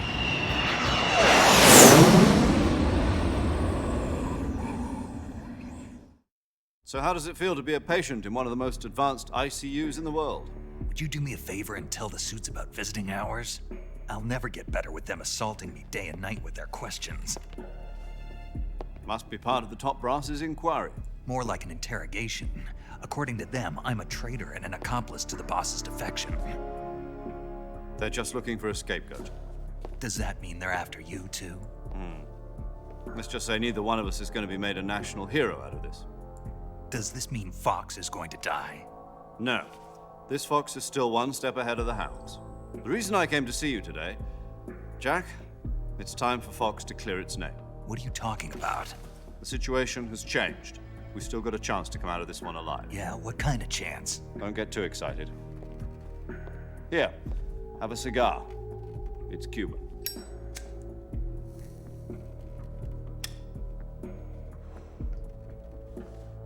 This morning, I had a meeting with the CIA. They decided when they're going to execute us? No. Something even bigger. Yesterday, the White House received an unexpected call. President Johnson? Yes, I hear you, Mr. Chairman. It was a hotline call from Khrushchev to President Johnson. From the head of the Soviet Union? That's right. A few days ago, one of our country's main design bureaus, OKB 754, was destroyed in a nuclear explosion. At about the same time, our anti-aircraft radar picked up a signature that appeared to come from one of your military aircraft. Does any of this sound familiar to you? In retaliation, I have placed our armed forces on secondary alert. Depending on your response, I may be left with no choice but to order the military to maximum alert and unleash Armageddon. With the help of your predecessor, I was able to survive the Cuban incident. But my power is not as great as it once was. If I am to survive this crisis, I must have your full cooperation. I should have contacted you myself. Did you know that one of our soldiers defected to your country a week ago? No. So you haven't heard then. The man who arranged the defection was a GRU colonel by the name of Yevgeny Borosovich Volgin. Volgin? Of the Brezhnev faction. Go on. Who is the soldier? Her name is the Boss. She's a living legend. During World War II, she was the one who led us to victory in that war. In Russia, you know her as Voyevoda. You mean the Boss? The mother of your special forces? Yes, that's the one. And she took 2 miniature nuclear shells along with her. The Boss took 2 miniature nuclear shells? I'm afraid so. I believe they were a gift for her new hosts. The Davy Crockett Atomic Battle Group delivery system was completed 2 years ago. But serious problems were found with the launcher's range and precision. Although they were mass-produced, they've never been deployed in battle. But Sokolov's research facility was completely wiped out. The whole area is polluted. I can only offer you my deepest condolences over this terrible tragedy. So, the Boss, with Colonel Volgin's help, stole 2 experimental nuclear shells and took them with her as gift when she defected. Then, shortly thereafter, Sokolov's design lab, a top-secret military research facility, was destroyed by one of these weapons. Am I right so far? Yes, that's correct. And the American government denies any involvement in the affair. Is that right as well? That's correct. We were not involved in any way. Then what was a U.S. military aircraft doing on our radar screen? It was clearly in violation of our airspace. And yet you say it was not acting under your orders. That's correct. You expect me to believe that this was all the work of a single soldier? I don't know what else to tell you. The Army insists that this is all a ploy on your part. I've said it once and I'll say it again. Our government had nothing to do with it. And I would like dearly to believe you. However, I'm afraid my power over the military has weakened since the Cuban incident. I will need some kind of proof that this was not the action of the American government. You have 1 week.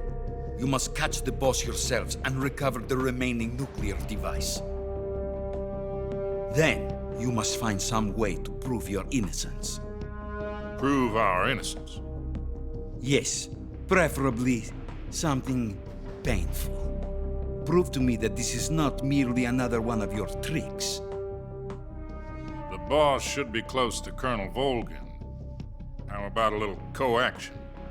I would not expect too much if I were you. The political situation here is unstable.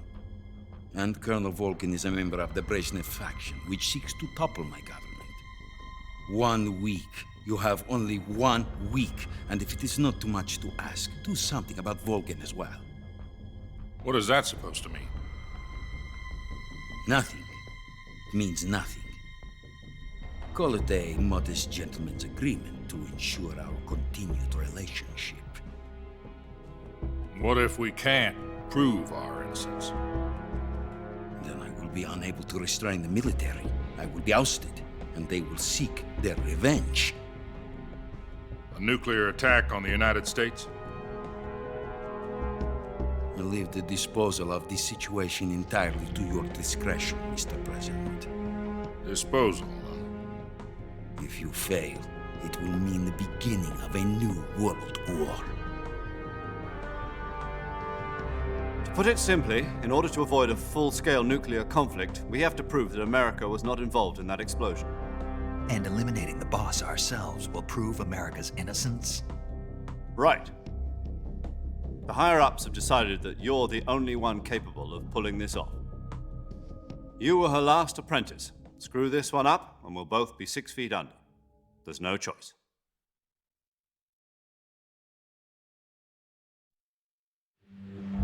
Are the Russians going to be helping us? The KGB has promised to lend us one of their communications satellites so that you and I can talk to each other. That's it? They've also put us in touch with a couple of insiders. Insiders? There was a defection in September 1960. Do you remember it?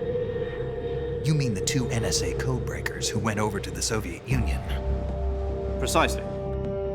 Since then, they've apparently been training with the KGB for exactly this kind of situation. Their code names are Adam and Eva. I've been told that Adam has infiltrated Volkin's ranks. We've also arranged for him to provide you with an escape route. You'll need to rendezvous with him when you get there.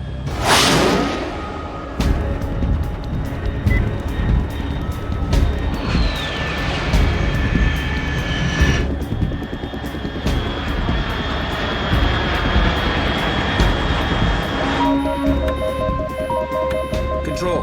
Unidentified aircraft detected. Altitude 30,000 feet.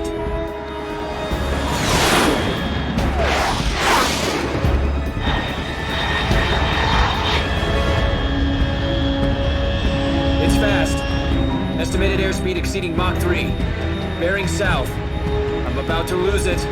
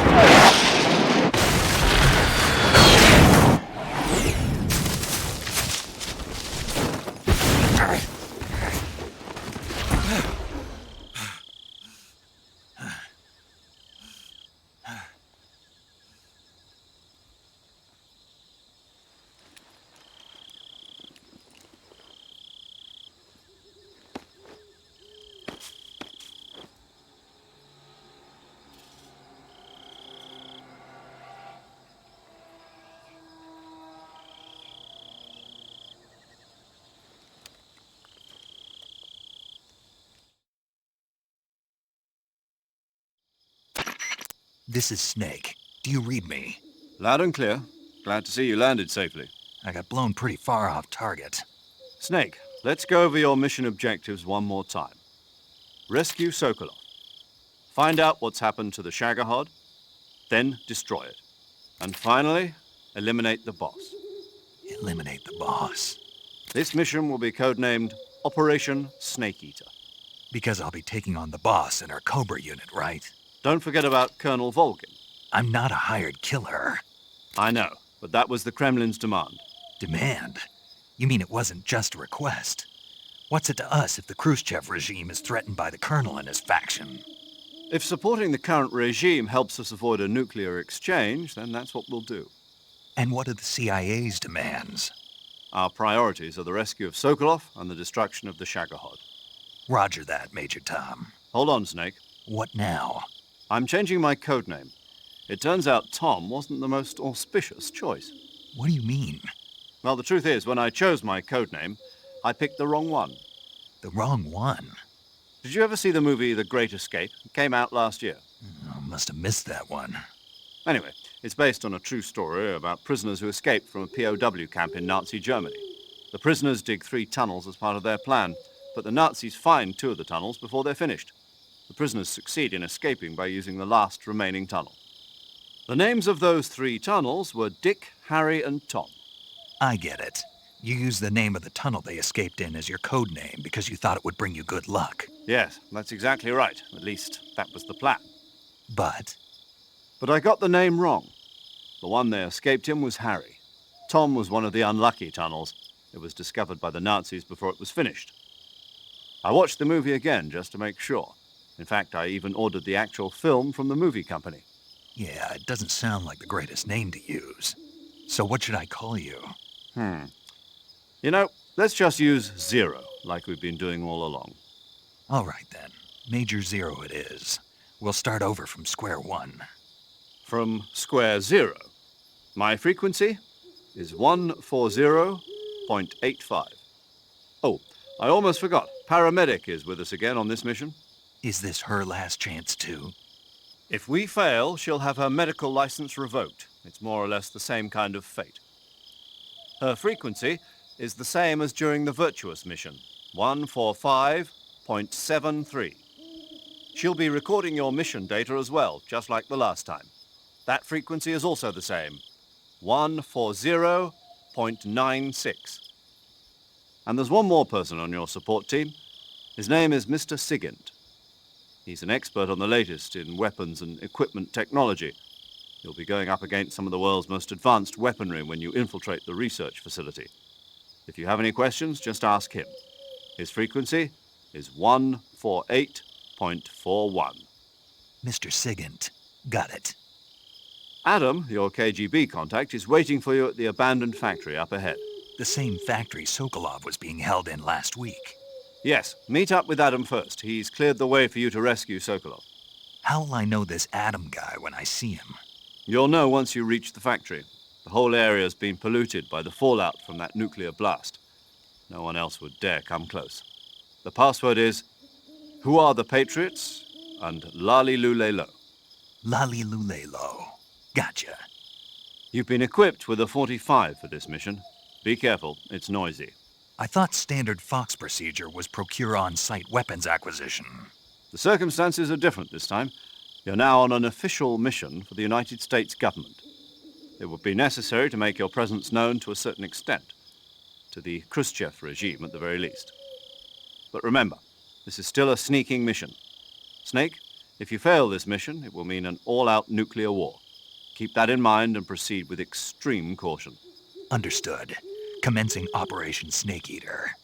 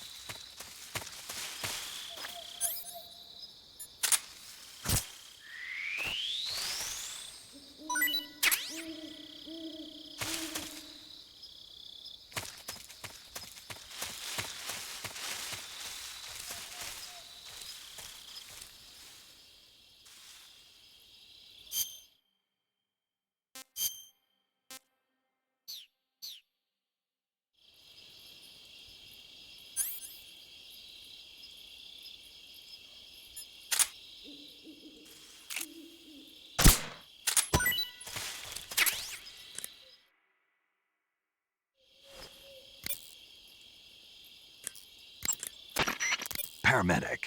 Snake, it's so good to hear from you again. Same here. It's been a week, hasn't it? 4 days, actually. Huh? I visited you in the hospital. You were still unconscious, though. Then you must have seen me naked. Yeah, but you were all wrapped up in bandages and tubes, so I couldn't do anything but look. Better luck next time. Let's hope so. But seriously, don't forget that you were like that until just yesterday. In fact, you really shouldn't even be on this mission. Keep an eye on your stamina gauge. If you start to run low, don't push yourself. Eat something to replenish your stamina. And try not to get yourself hurt. If you're wounded or get bitten by a venomous animal, go into the survival viewer immediately and treat yourself using Cure. Yeah. I can see you still know how to nag. You're welcome. And I can see you still don't know when to keep your mouth shut. Maybe so. By the way, I heard you're going to lose your medical license if this mission fails. Yes, there was talk of that, but the mission won't fail, will it? Of course not. Good. I believe in you. But you know what? I really don't care about my medical license. Didn't they use that to force you to participate in this operation? No, I volunteered. Why? So that I could watch over you. Huh. Snake, you're the best agent I've ever seen. But you push yourself too hard. You're reckless. Someone has to stop you from getting into trouble, to make sure you and the boss don't kill each other. So that's why I volunteered. I mean, you couldn't ask for a better guardian angel than me, right? Thanks. Stop right there. Huh? You can thank me when you get back. All right.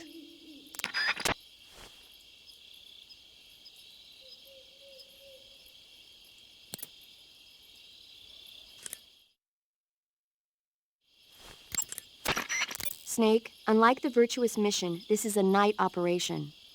You'll be encountering nocturnal animals that you didn't encounter your last mission. Some of them are venomous, like the king cobra, so be careful.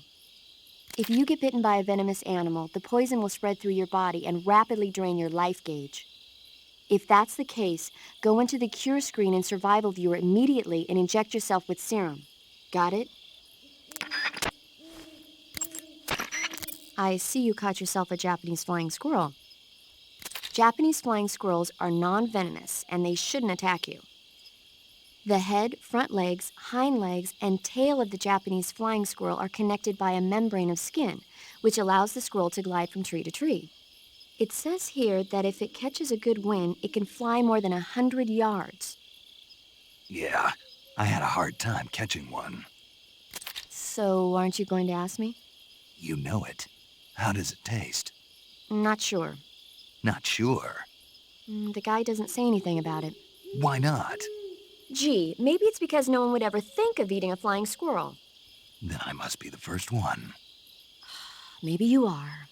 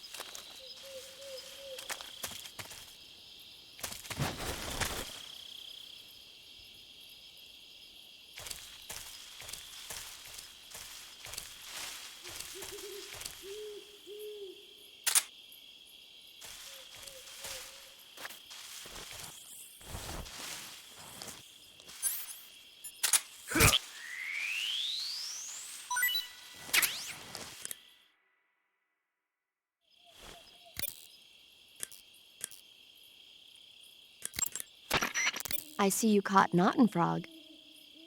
The Otten frog is a large, corpulent species of frog. They're known as a delicacy, so it might be worth catching them for food. The Otten frog was originally found only on Amami Oshima in Japan. Frogs usually have 4 toes on their front legs, but the Otten frog is unique in that it has 5. Got it. By the way, you said they were known as a delicacy, right? Right. So that means they must taste pretty good, huh? I guess so. I hear that in Japan, Otten frog sashimi and sukiyaki are popular dishes. Really? Yeah. Japan, huh? That place is starting to sound better and better.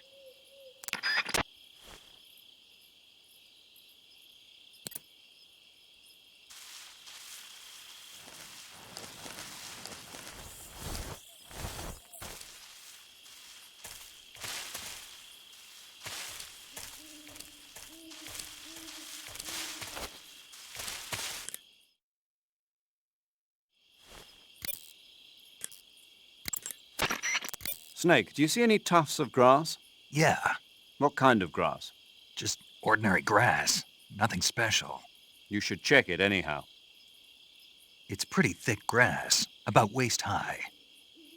If you crawl into the grass, you can advance undercover. When you do, the camera automatically switches to intrusion view. If you want to stand up again, press and hold the crawl button once more. If you press the crawl button briefly, you'll crouch in that spot. This allows you to observe things without blowing your cover. Got it? Yeah, but... But what? Was that the only reason? What do you mean? You had me check it just so you could tell me that? That's right.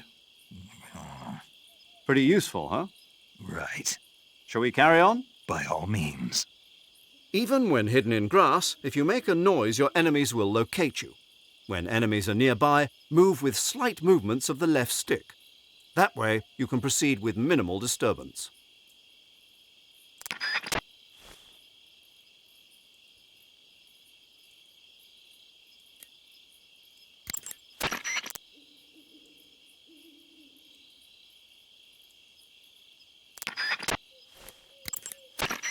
Snake, your first task is to meet up with Adam, the contact provided by the KGB.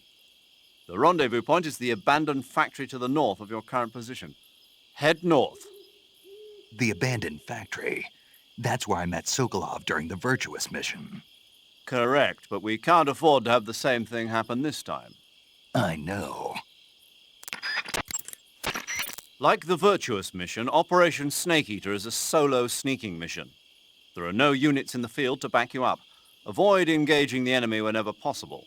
Your first priority is to remain unseen. Use the camouflage option in the survival viewer and choose your camouflage wisely. Proceed with caution.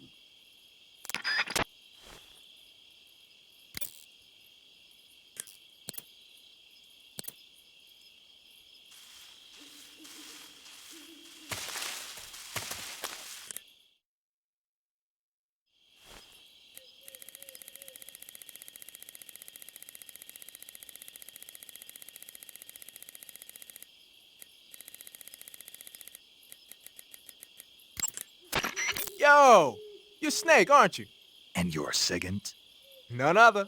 I heard that you're an expert on weapons, equipment, and cutting-edge technology. Close. Huh?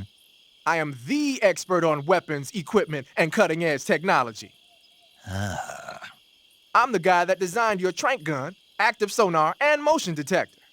If you want to know anything about weapons or equipment you find in the field, just send me a message and ask. Later.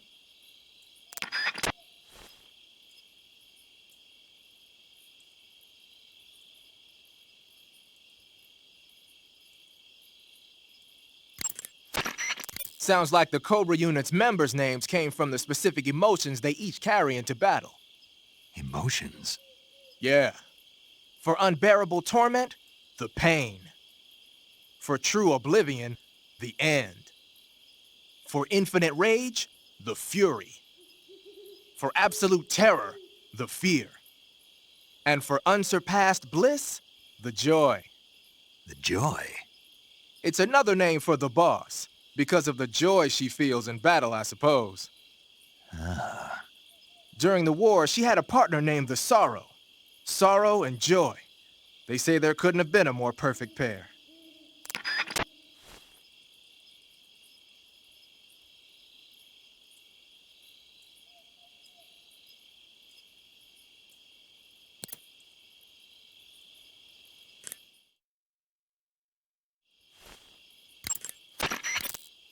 The Davy Crockett's that the boss took with her when she defected are mortars that fire nuclear warheads. They're named after Davy Crockett, the hero who died defending the Alamo in the Texan War of Independence. Remember the Alamo. That's right. The warheads are equivalent to between 10 and 20 tons of TNT. Every building within 150 yards of the hypocenter is completely obliterated. But the warheads the boss had with her were some kind of experimental super bomb, so they're actually even more powerful than that. I don't even want to think about what would happen if she used it again. Snake, you know what you have to do. Yeah, I know. Ah, you're using the survival knife. Yeah, this thing provides me with all the bare essentials I need to survive in the field. Hey, wait. What'd you do with the knife I made you? That was a work of art. It had matches and fish hooks and thread and stuff in the grip. Sorry to have to tell you this, but that thing is useless in a fight. No way. Really? Yeah, when the grip is hollowed out like that, there's not as much space to stabilize the blade. So the joint between the blade and the grip is weaker. That makes it easier to break. I get it. You're right. With your knife, you don't have to worry about it breaking no matter how much you swing it around. So the important thing is durability. Man, I gotta write this stuff down. Next time, I'll make it so the matches and fish hooks go in the sheath instead. Huh. You're wearing the tiger stripe pattern camouflage, huh? Tiger stripe is a forest camouflage. As you may have guessed by the name, it mimics the stripe pattern on a tiger's coat. It was originally worn by South Vietnamese Marines. Then it caught the attention of an American military advisor, and now they're thinking of introducing it into all kinds of special forces units. It works best in places with lots of trees and grass, but it should blend in with dirt and mud, too. You mean you're not wearing any face paint? You can take off your face paint by selecting No Paint from Face. Just select No Paint when you want to skip wearing any face paint at all. But your camo index is never going to be as high without face paint as it is with it. Unless you want the enemy to see you, you ought to be wearing face paint. Pattern clothing, face paint, tactical movements. These are the elements of camouflage that will allow you to deceive your enemy. To camouflage yourself, first press the Start button to check out the survival viewer. Then select Camouflage, and you'll see two more options, Face and Uniform. Choose Face to apply face paint, and Uniform to change your field uniform. Simple, really. Make sure and choose something that'll match your surroundings. Do you want to save?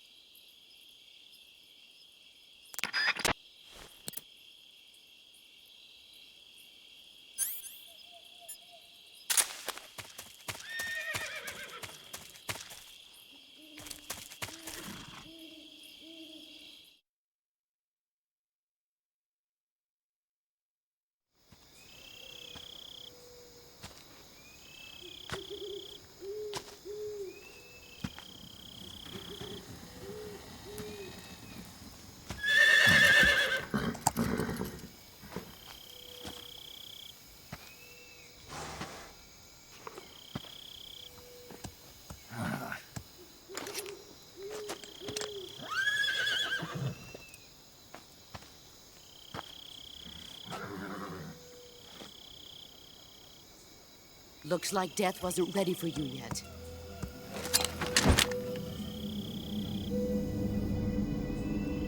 Boss.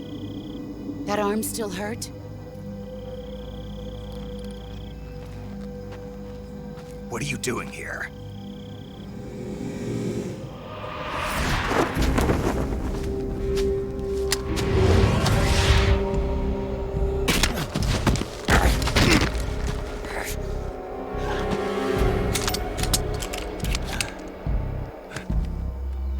Go home.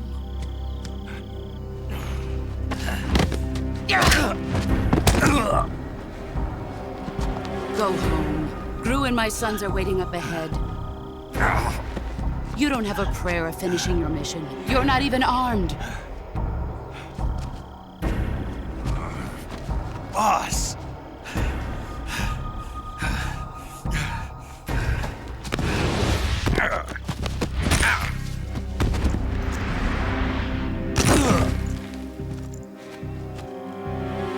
I'm not your boss anymore. There's nothing for you here. Go home. Go back to your boss. There's no need to prove that you are virtuous here. This isn't America.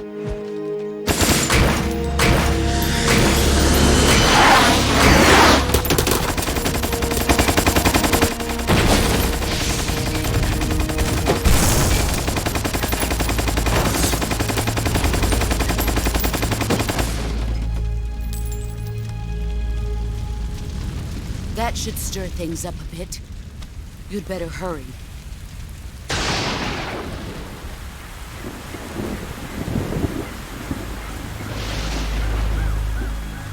The border is 60 miles south of here.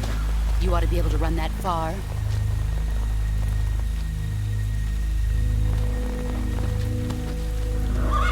Why'd you defect?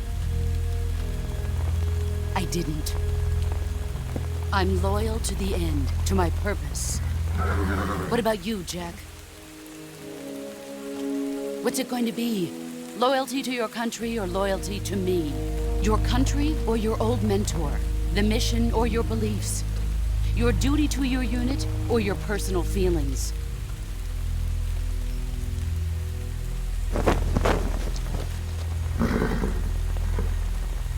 You don't know the truth yet. But sooner or later, you'll have to choose. I don't expect you to forgive me.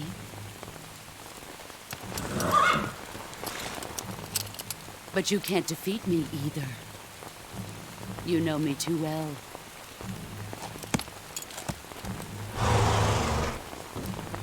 Just look at that bandana. If you can't put the past behind you, you won't survive long.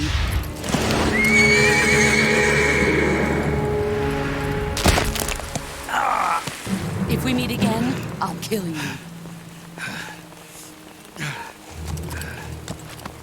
Now, go home.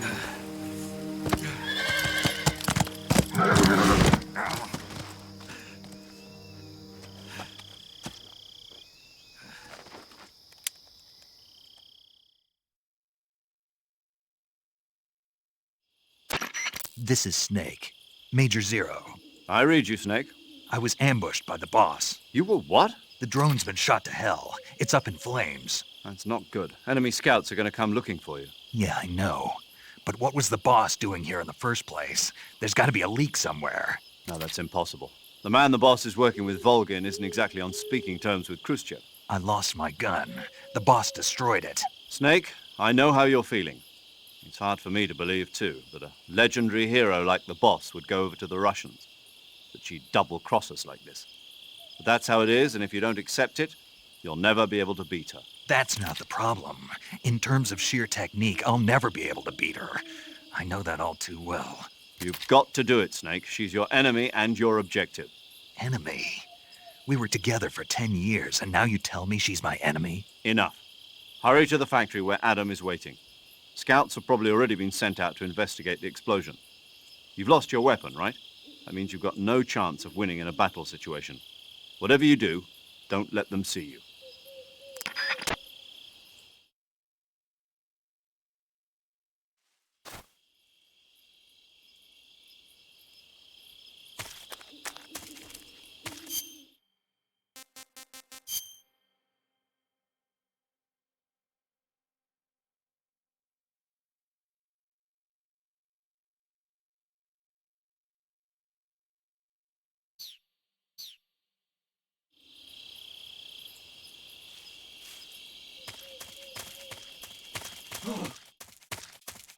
this? This is HQ. Patrol here. We have evidence of an enemy intruder. Commence alert formation. Acknowledged. Sending reinforcements. Use extra caution.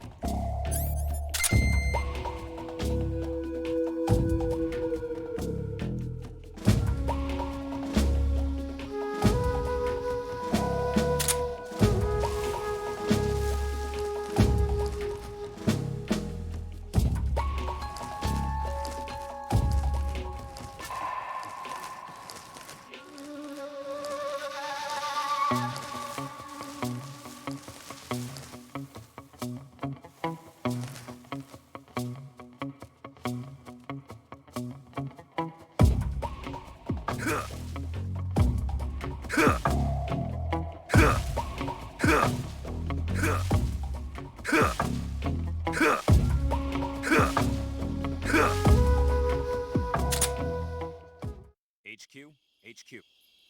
This is HQ. Patrol here. No problems detected.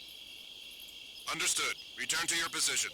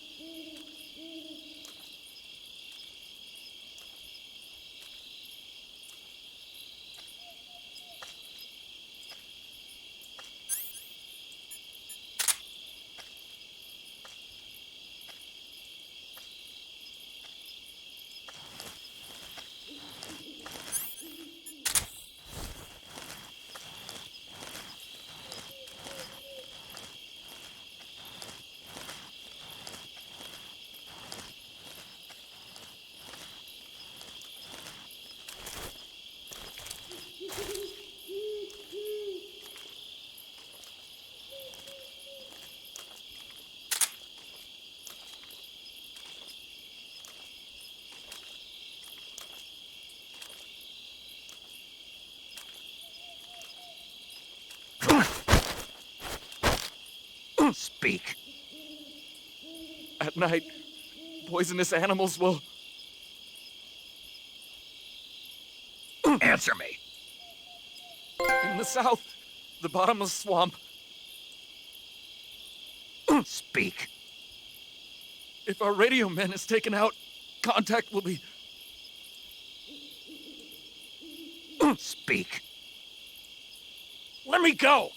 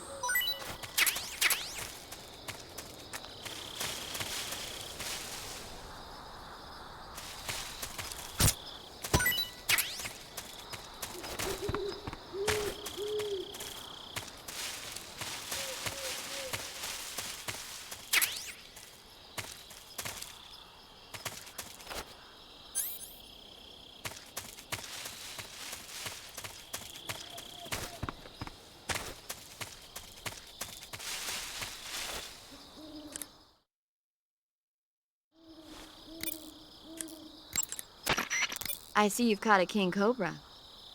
The king cobra is the world's largest venomous snake. Its large size means that it has a lot of venom to inject. One bite is supposedly enough to kill an elephant. And it's extremely vicious as well, so watch out. If you get bitten by a king cobra and injected with venom, your life will start to decrease rapidly. As soon as you're bitten, go into the survival viewer and use Cure to give yourself a serum injection. The king cobra's diet consists mostly of other snakes. Be careful, or you might end up as its next meal. Got it. So... What? How does it taste? Yep. Ugh. It seems you're the one whose diet consists of other snakes. You're making me blush. The guide says they taste just fine. Ugh. I see you've caught a European rabbit. The European rabbit is said to have come from the Mediterranean region originally, but nowadays they're found all over the world. They've been used since ancient times as a source of food, so it might be worth catching them. Rabbits are known to eat their own excrement. They eat their own... That's right. It's called cecal feces. When the rabbit eats fiber, the fiber is fermented in the rabbit's appendix, or cecum, and turned into a nutritious substance full of vitamins. The rabbit excretes this substance and then eats it again to absorb the nutrients. That's a neat trick. I think I'll give it a try. Snake, rabbits and humans don't work the... I'm just kidding. You really thought I was going to eat it? A little, yeah. Even I wouldn't do that. I guess not.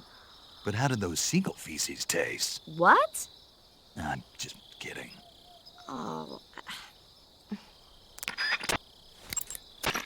Snake, unlike the Virtuous Mission, this is a night operation.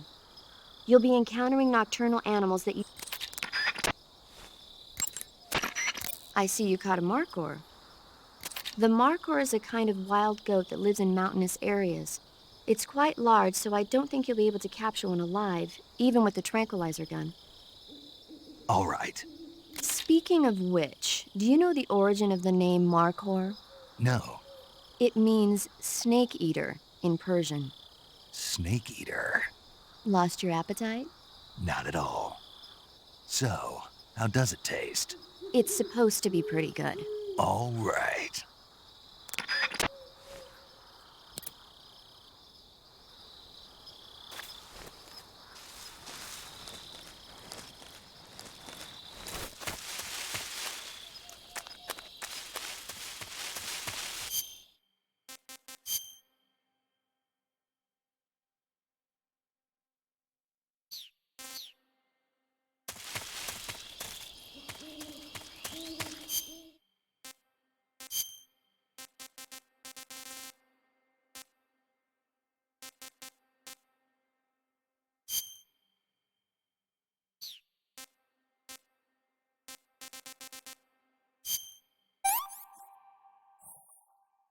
Sick.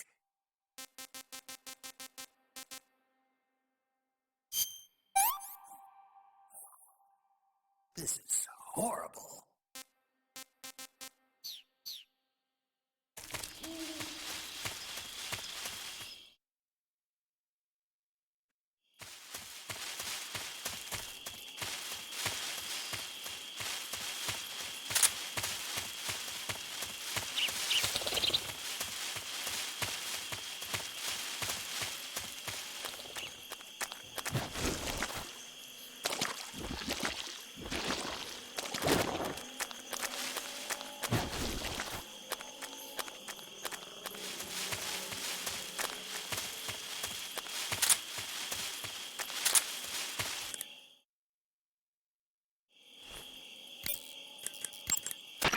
Wearing black face paint, huh? Painting your face with black paint should give you a high rate of camouflage in dark areas. Covering your body is a good start, but a bare face will kill even the best camouflage.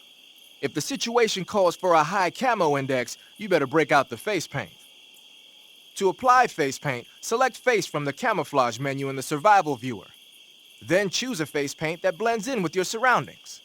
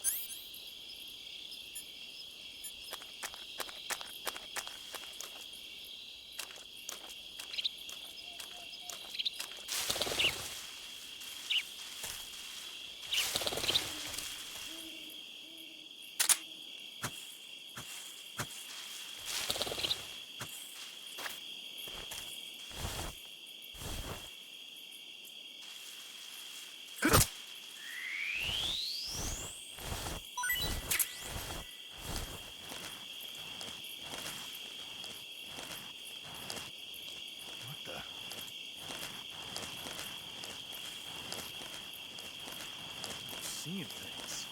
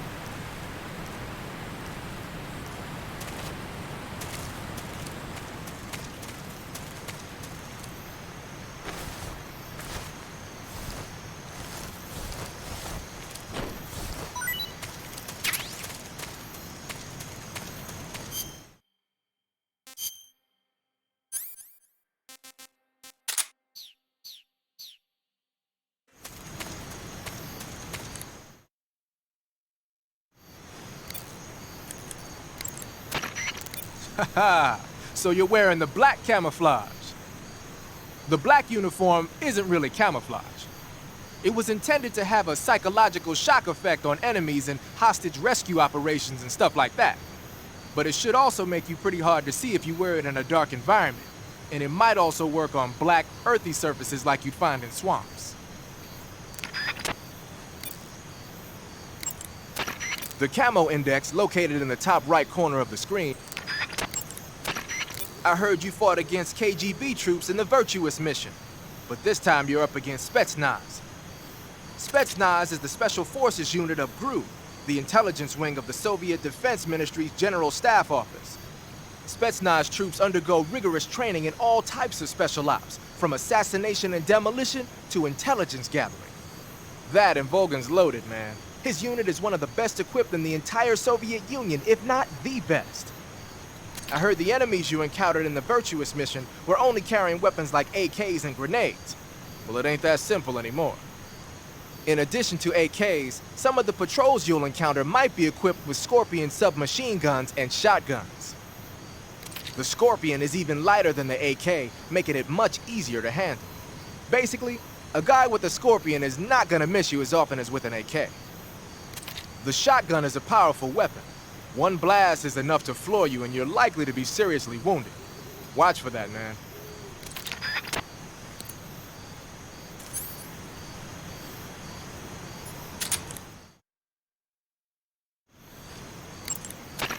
Thinking of using a smoke grenade, huh?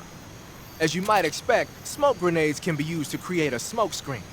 The combustion agent is a mixture of zinc oxide, ammonium chloride, aluminum, and some other stuff. When it explodes, it releases a thick cloud of grayish-white smoke that resists dispersion. That should provide some nice cover. The smoke will confuse the enemy by blocking their field of vision. That'll help you out when you're trying to make a quick getaway. It also works the other way around. You can use it as cover to sneak up on an enemy position. The smoke screen should work just as well when you're being chased by dogs, too.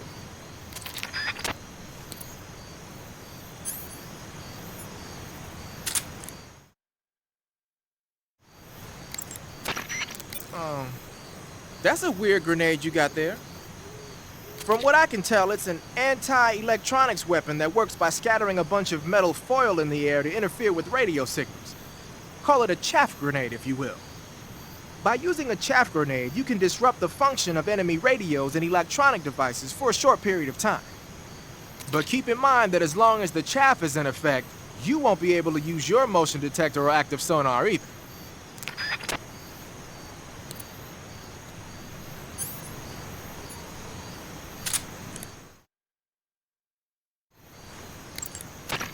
Gonna use a grenade, huh?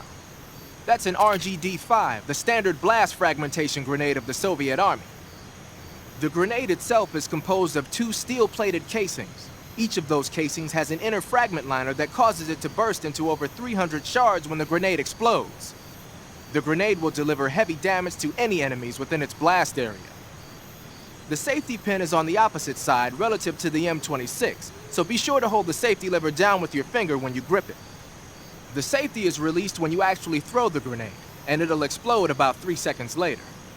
So what you're saying is, it won't explode in my hand while I'm holding it? Of course not. Oh. To throw a grenade, press and release the weapon button. Remember that how far you throw it depends on how hard it's pressed. Press lightly if you want to drop it close to you, and press harder if you want to lob it away. It'll probably be easier to control your throw if you do it in first-person view.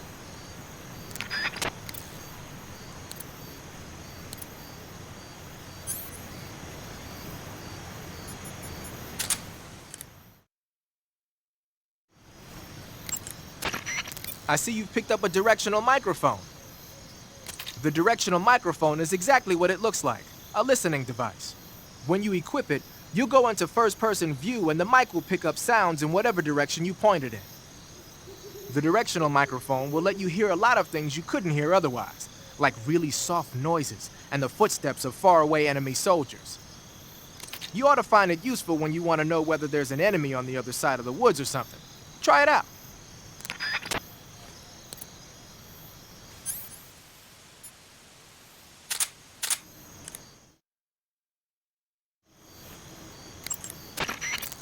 Active sonar sends out a special type of sound wave whenever you press the left stick. It uses the echo from those waves to calculate and display the position of nearby objects. Unlike the motion detector, it'll show you objects that aren't moving. But because you're blasting out sound waves, there's a risk that the noise will alert enemies and animals to your presence. Be careful about when and where you use it.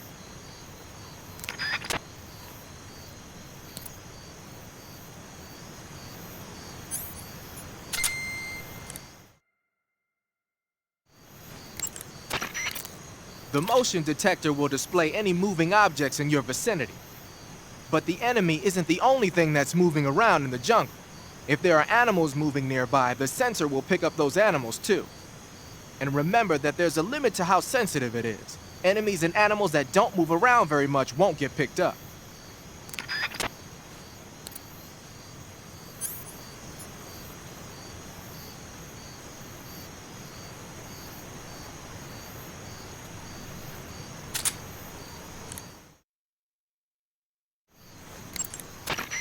Using the anti-personnel sensor, I see.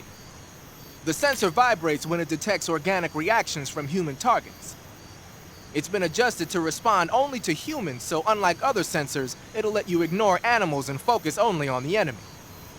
It'll even detect enemies that aren't moving, and you won't have to worry about it giving away your position. But on the flip side, it won't tell you the exact location of the target. Keep that in mind when you're using it. Also, remember that when you use it in first-person view, it'll only scan in the direction you're facing.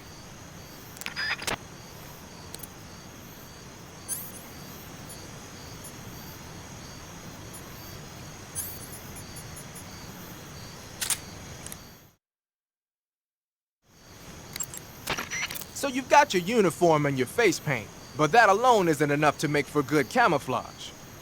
Camouflage means blending in with nature. To make your disguise complete, you've got to keep a low profile and avoid overt movements. As long as you've got the uniform and face paint working for you, and you're lying flat keeping still, you won't have to worry about being spotted from a distance. On the flip side, dancing around your enemy in perfect camo is still a dead giveaway. So if the enemy's looking for you and he's getting too close for comfort, just lay low for the time being.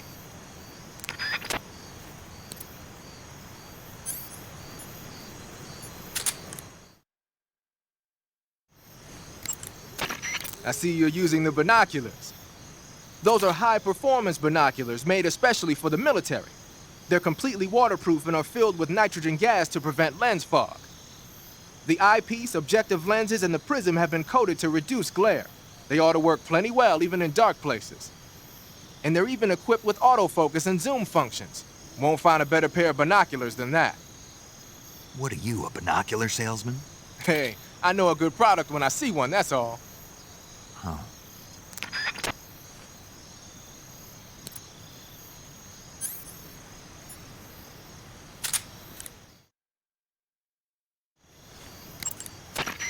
Snake, you smoking a cigarette? It's not a cigarette. It's a cigar.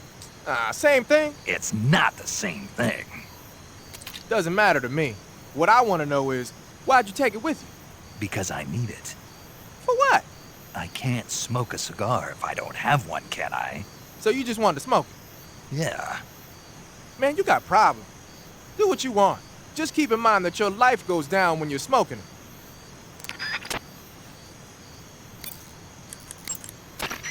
Major. Snake, the boss is your enemy. You've got to accept that reality. Adam is waiting for you at the abandoned factory to the north of your current position. Head north. Snake, that area should be inhabited by tree frogs. The tree frog is a green...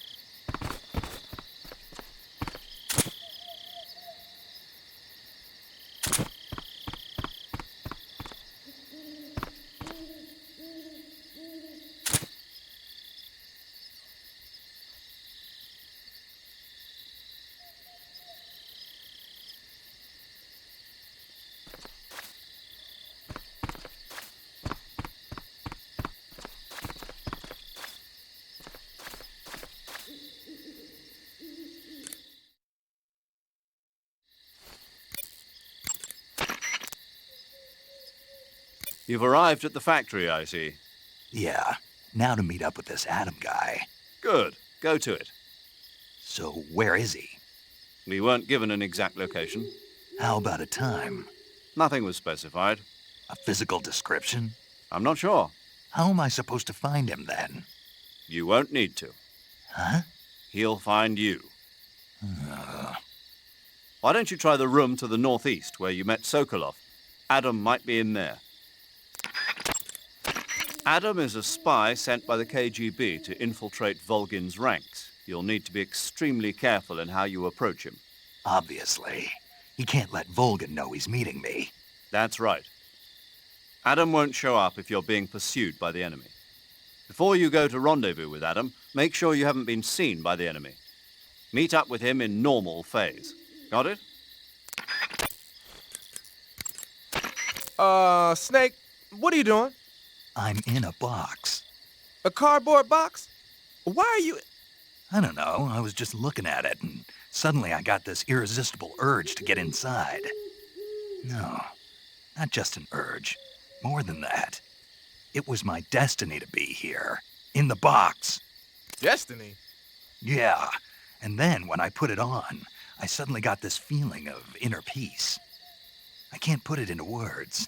I feel safe. Like this is where I was meant to be. Like I'd found the key to true happiness. Uh-huh. Does any of that make sense? Not even a little. You should come inside the box. Then you'll know what I mean. Man, I don't want to know what you mean. Between you and Paramedic, is everyone but me that is hooked up with a Major Strange? Yeah, well, anyway, I suppose even that dumbass box might make a decent disguise if you wear it inside a building.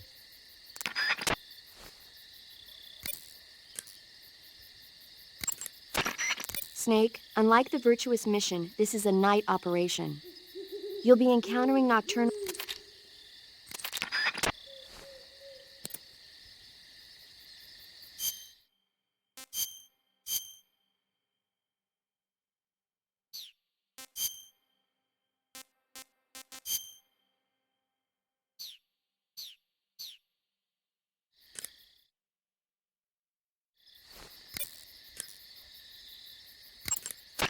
Snake, what's up? Why are you naked? I know there's a naked option under uniform that lets you take off the upper part of your uniform, but without a shirt on, your camouflage sucks and your stamina goes down faster. You don't get any advantages whatsoever. Sure there are. Like what?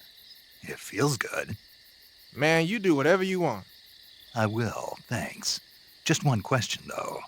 What? Is there a way to take off my pants? Say what? My pants, can I? Oh, hell no! This Fox unit is a nut fest!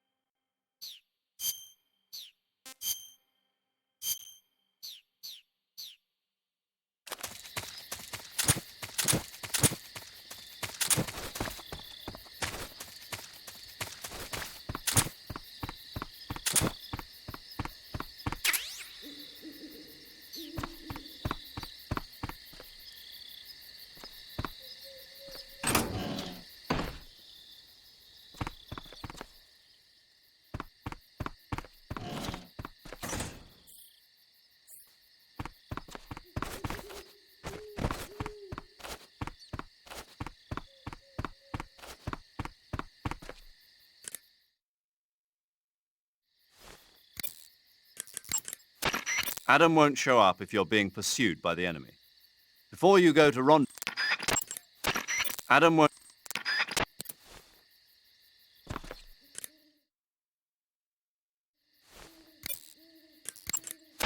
You want to save?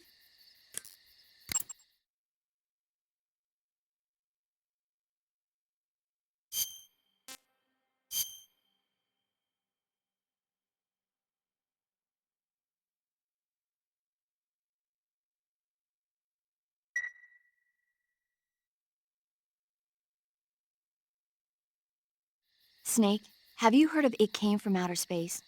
Yeah, you told me already. So this astronomer sees a meteor, but it's really an alien spaceship, right? And the aliens start replacing the townspeople with clones and forcing them to help repair the ship. The 3D effects were quite realistic. I've got all the real I can handle here in the jungle. No, you don't get it. Precisely because it's realistic, with the images jumping out of the screen at you, it makes for a nice escape from reality.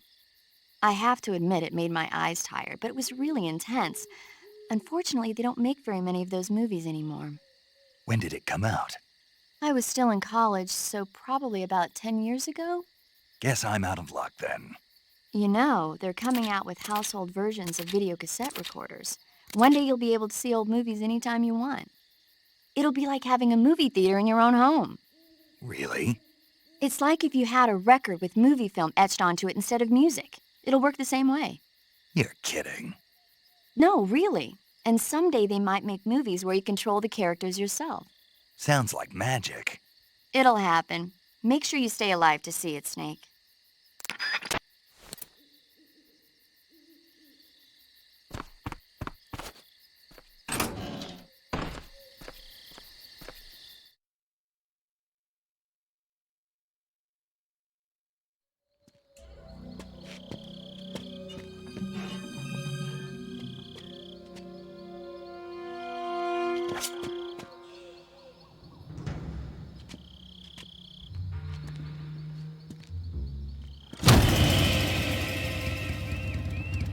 Sorry I'm late. Cut the engine. They'll hear us. Are you the agent they sent? Are you Adam? I thought you were supposed to be a man. Adam couldn't make it. All right, say the password. Who are the Patriots? Who are the Patriots? Answer me!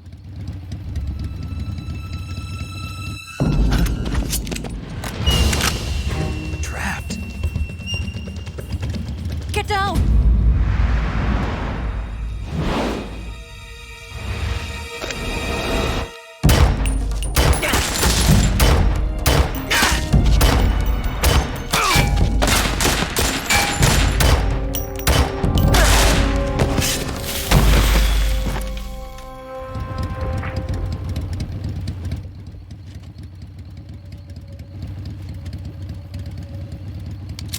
There is your answer.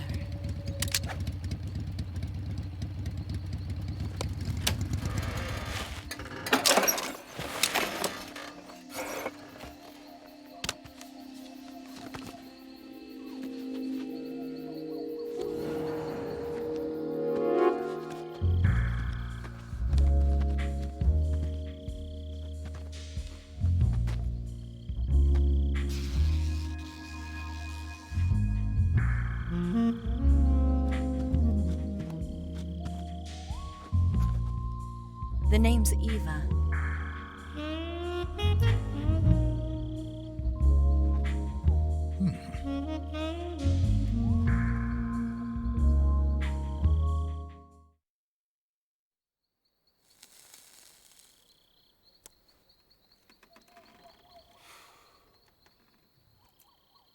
This wasn't part of the plan. What happened to Adam? What's your code name? It's Snake. Snake, huh? Well, I'm Eva. Are you here to tempt me?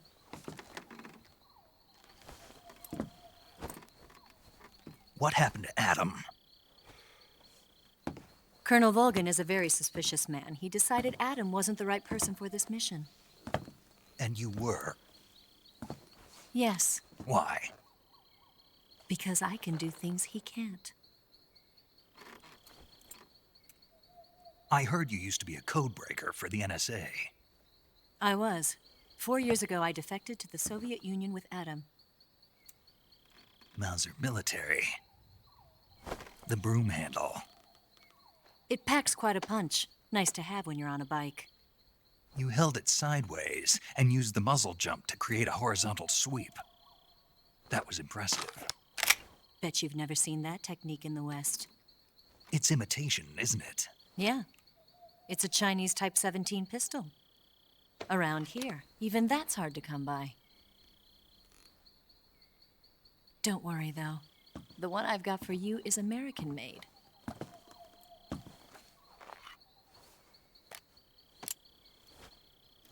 .45, huh?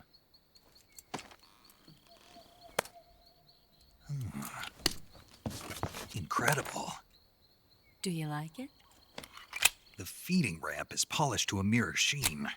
The slide's been reinforced, and the interlock with the frame is tightened for added precision. The sight system is original too.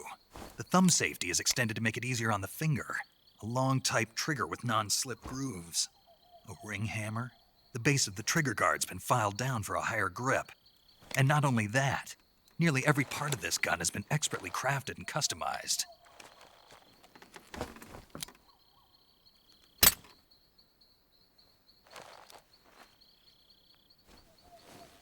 Where'd you get something like this? I grabbed it from a Western munitions armory. It probably used to belong to one of your officers, and there are more where that came from.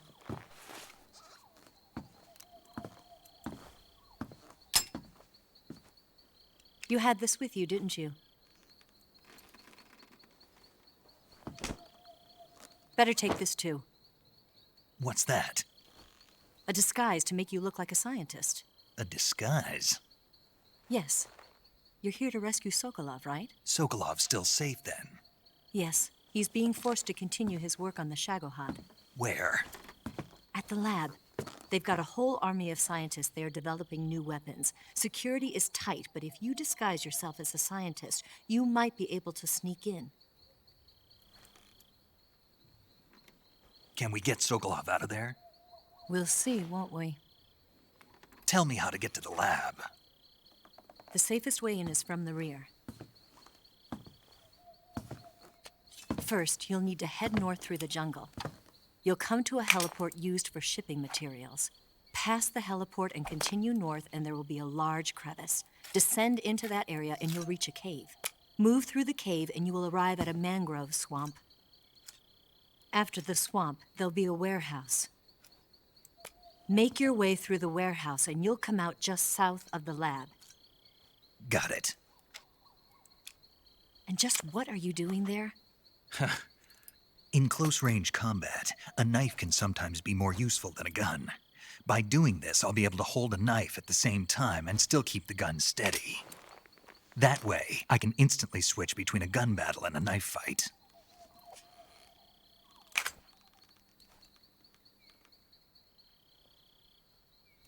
Right, let's get going. Wait a minute. What now? You must be tired. Why don't you take a little rest? I'll be fine. You'll never make it in your condition. It's a jungle out there. There's still an hour before dawn. It's dangerous to be out in the jungle at night without a guide. What about you? I have to get back. I can't be gone for too long. They'll start to suspect something.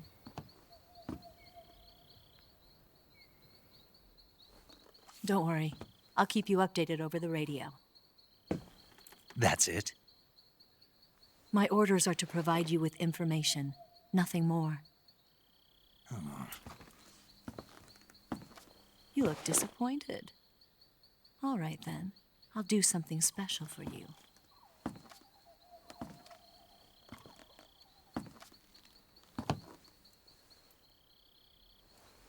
I'll stand watch until dawn. Now be a good boy and lie down.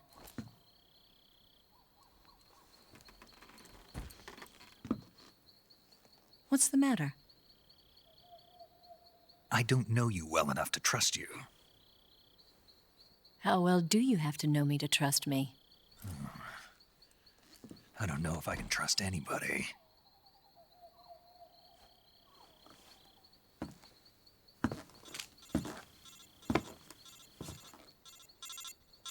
Gonna get that?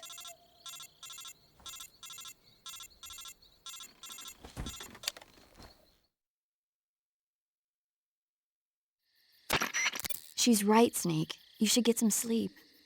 Although in your condition, you really ought to be back in the ICU. Whenever you save the game and quit, you'll go to sleep. Sleeping allows you to gain back stamina naturally. Depending on how long you sleep, you may also recover naturally from sickness and injury. When you're tired or hurt, the best thing to do is just get some sleep. So do yourself a favor and take a nap. Doctor's orders, okay? Yeah, okay.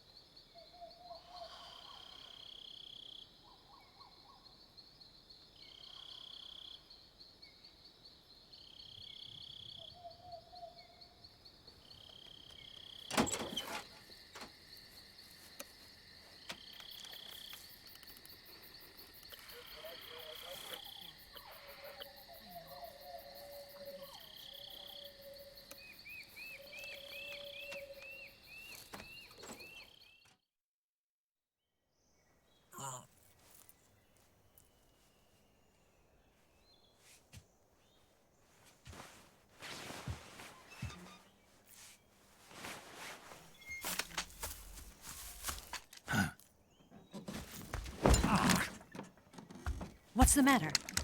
We're surrounded. I see 4 of them.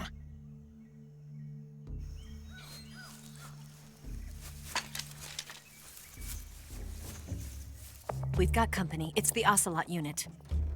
Let's get out of here. Hurry. Don't forget your gear. Here, give me a hand.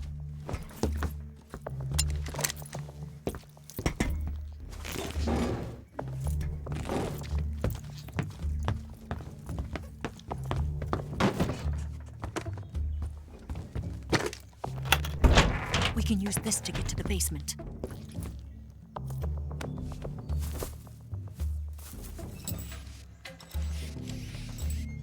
Damn it! Ocelot. I'll get past them on my bike. I'll call you later. Okay, I'll keep them busy. Huh?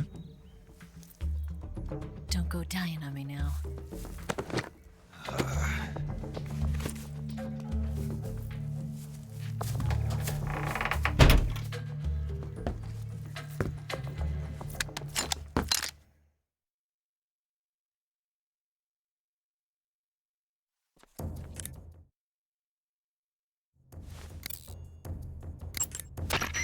It appears you've been completely surrounded. Yeah, so I gathered. If Eva is to escape from there... Right.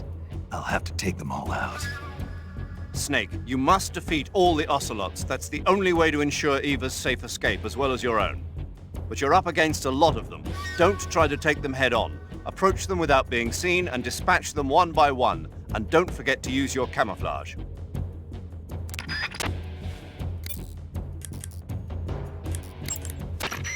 When you have a serious injury, like a gunshot wound or a burn, your maximum life will decrease. So if you're seriously hurt, go into the survival viewer.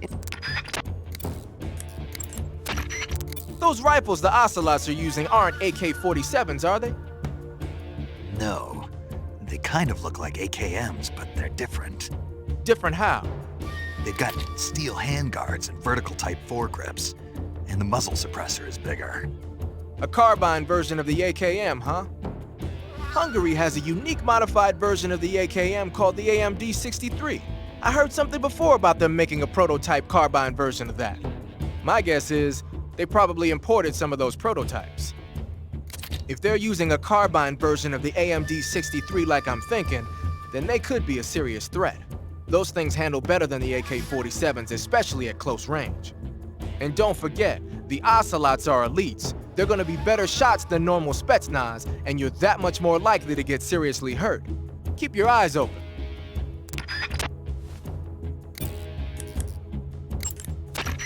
Snake, they're conducting a sweep of the inside of the factory. Sooner or later, they'll come to your room.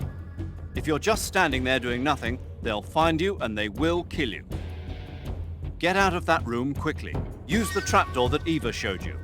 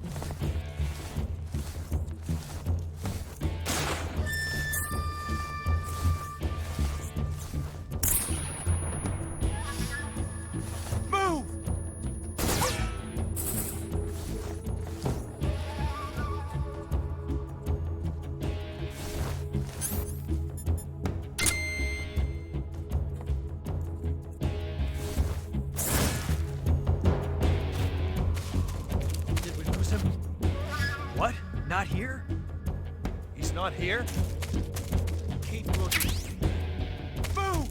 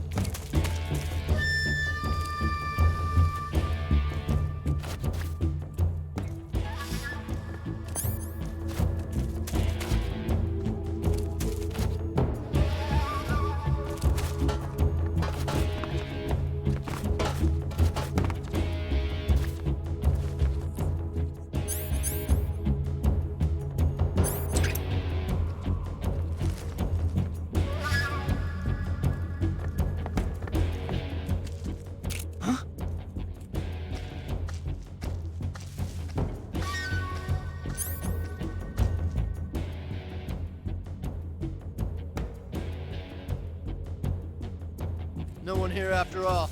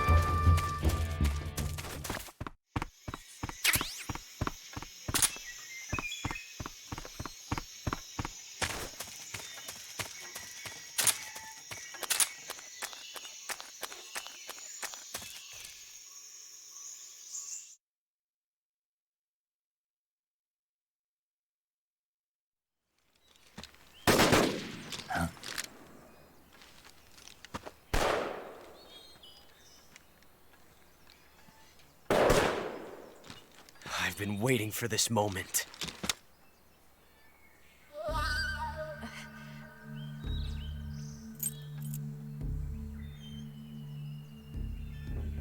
That's it! That's the stance! I don't think so. What?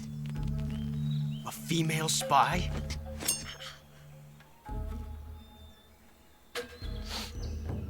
This bitch is wearing perfume. Stay where you are. I've had enough of your judo. I see you've got yourself a single-action army. That's right. There'll be no accidents this time. You call that an accident? Well, it wouldn't have happened if you hadn't been showing off. What did you say? It's a nice gun, I'll give you that. But the engraving gives you no tactical advantage whatsoever. Unless you were planning to auction it off as a collector's item. And you're forgetting one more very basic thing. You don't have what it takes to kill me. We'll see.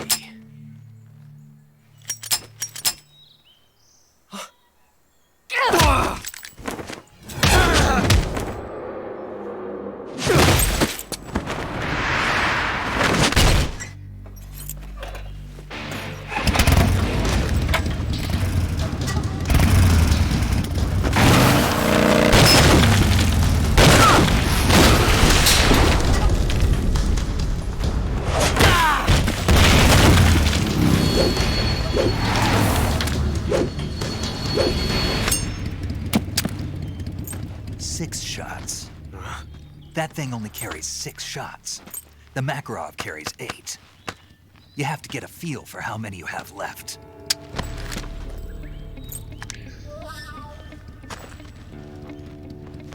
This is a high-class weapon. It's not meant for shooting people. Damn!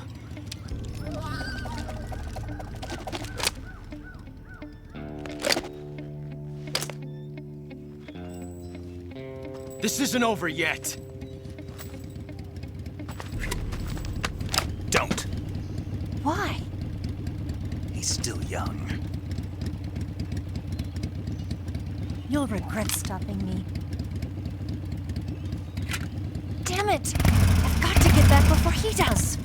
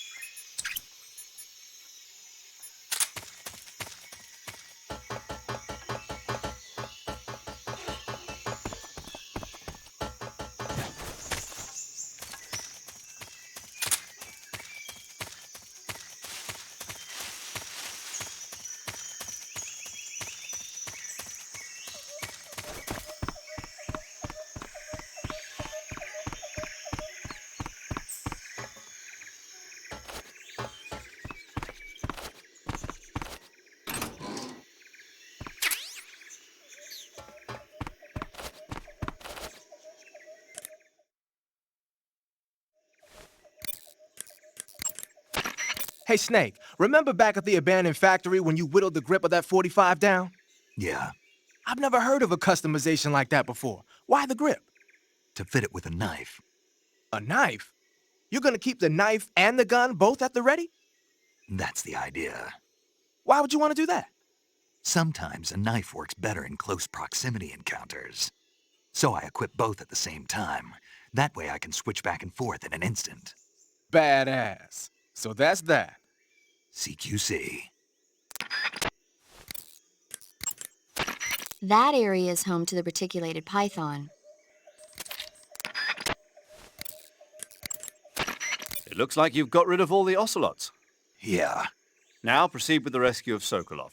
According to Eva, you should start by going to the crevice to the north and... Can we trust her? What's that? Eva is with the KGB, isn't she? Can I really believe what she says? How do I know she won't double-cross me? There are no guarantees in espionage, Snake, only calculated guesses. At this point in time, the KGB stands nothing to gain by stabbing us in the back. So you're saying I can trust her? I'm saying the chance that she'll betray you is low. Ah. Of course, we checked the route she gave you against our own data. It looks like a pretty solid infiltration route. It makes good use of weak spots in the enemy's defenses. You shouldn't have any problems. Follow the route Eva showed you and proceed with the mission. Roger. First, enter the cave through the crevice. Eva said it was to the north, so head that way.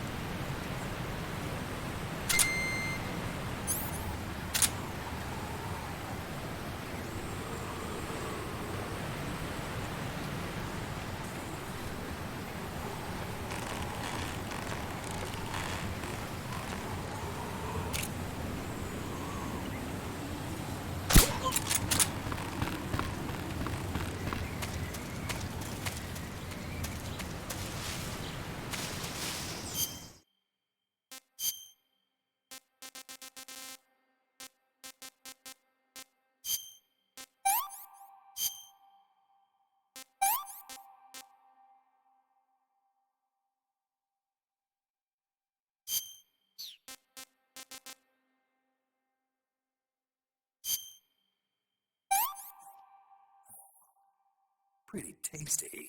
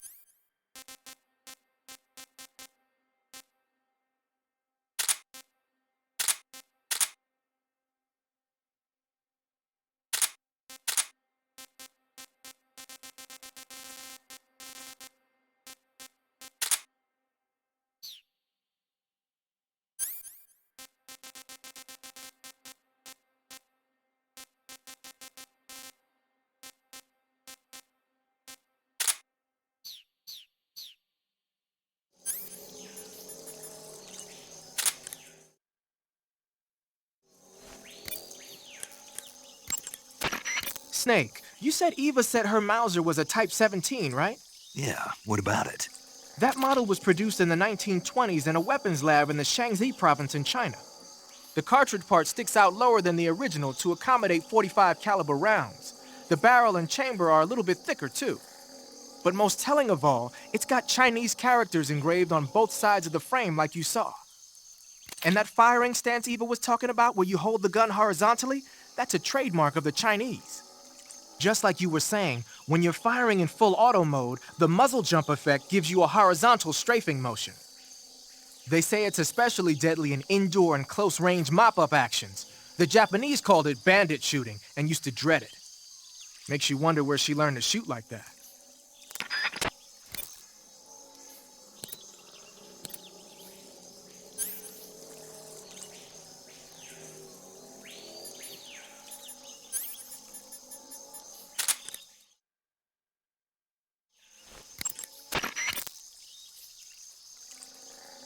You know that army motorcycle that Eva was riding? That's a replica of a German model.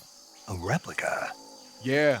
After World War II, the Soviets confiscated an entire assembly line from a German motorcycle factory, machines and all. And then they took it back with them and started producing replicas? Exactly. Originally, that motorcycle was designed to be used with a sidecar attached. That means it's got enough power to drag a 200-plus pound sidecar around. So that's how she could pull off all those crazy stunts. Uh-huh. Of course, it takes a lot of skill to be able to control that much power. That Eva chick is something else. Got yourself an AK-47, huh? The AK-47 is the official assault rifle of the Soviet Army. The first model was completed in 1946, and in 49, it beat out all its competitors to become the standard assault rifle of the Soviet military. It uses 7.62 millimeter by 39 rounds developed in 1943, and a 30-round box magazine originally designed for a different assault rifle. You can aim it from the shoulder by equipping it in first-person view and holding down the aim button. It's sturdy and extremely reliable with high power and precision. There's no better assault rifle in the world.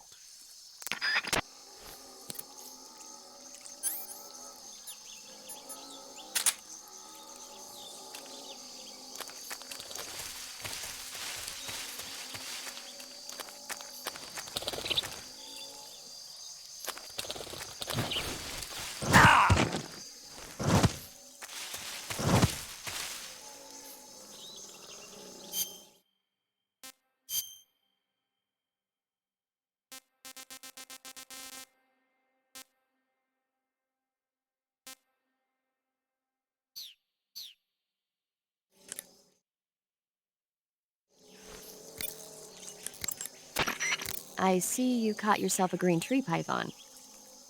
The green tree python isn't venomous, so no need to worry. It's fairly docile too, so I don't think it's likely to attack you. The green tree python originally comes from Australia and New Zealand. It's a really pretty green color, and it lives... Oh my god. What's wrong? Snake, what did I just say? They come from Australia and New Zealand. No, after that. They're a really pretty green color. I thought so. What was I thinking? Seeing a snake and calling it pretty? What's wrong with that? Everything. When a normal woman sees a snake, she's supposed to scream or get sick or something like that. And you think you're normal? What was that? Nothing. Ah, it's all your fault. Jeez, I'm sorry. But enough of that. What do you mean, enough of that? This is serious. No, I just wanted you to tell me how it tastes. How should I know? Ugh. It was awfully pretty, though. I see you found a Russian false mango. The Russian false mango is a mango-like fruit found only in Selino-Yarsk. The egg-shaped fruit is sweet and tangy with a pleasing aroma, just like a mango. Also, the seeds can be used to make a medicine that aids in digestion. It might come in handy if you ever have an upset stomach.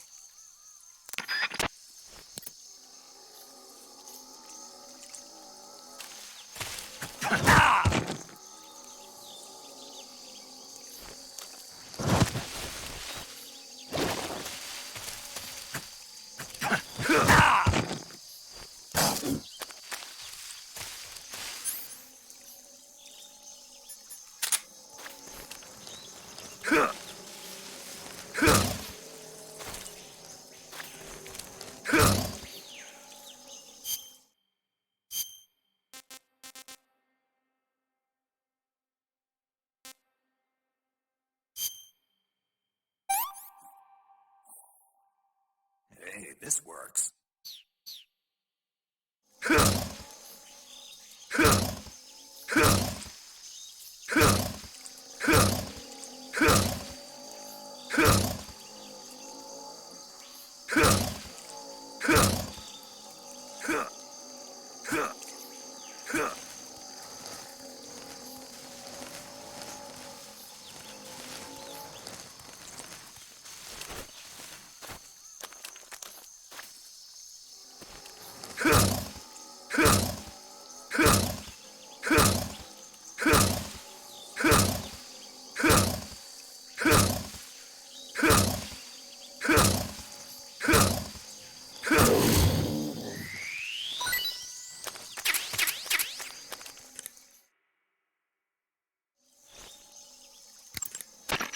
When you're bitten by a venomous animal, that area... Snake, that area is inhabited by Indian gavials. The Indian gavial is a large crocodile native to India and Nepal. It's extremely aggressive, so watch out. It's got a tough hide, so you'll have a hard time catching one. Capturing them alive is probably out of the question.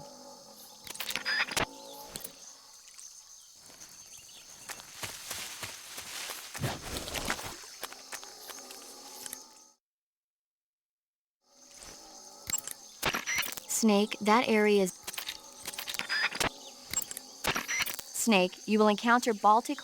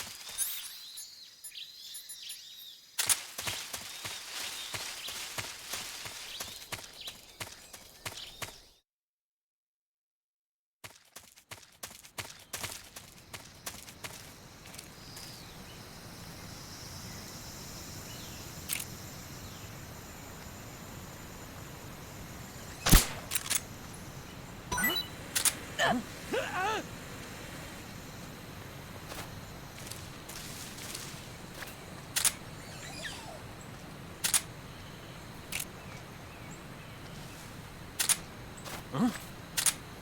What's that?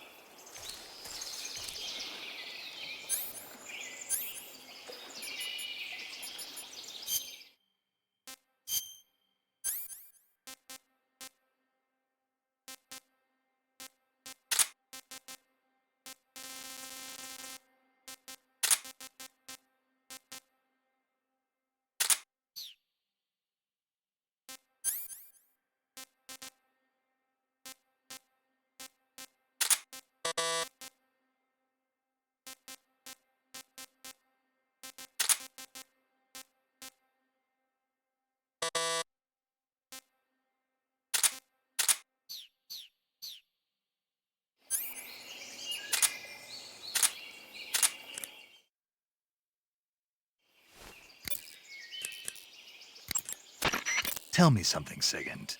What's that? What does Sigint mean, anyway? It's short for signal intelligence. Signal intelligence? The part of intelligence that deals with electronic information.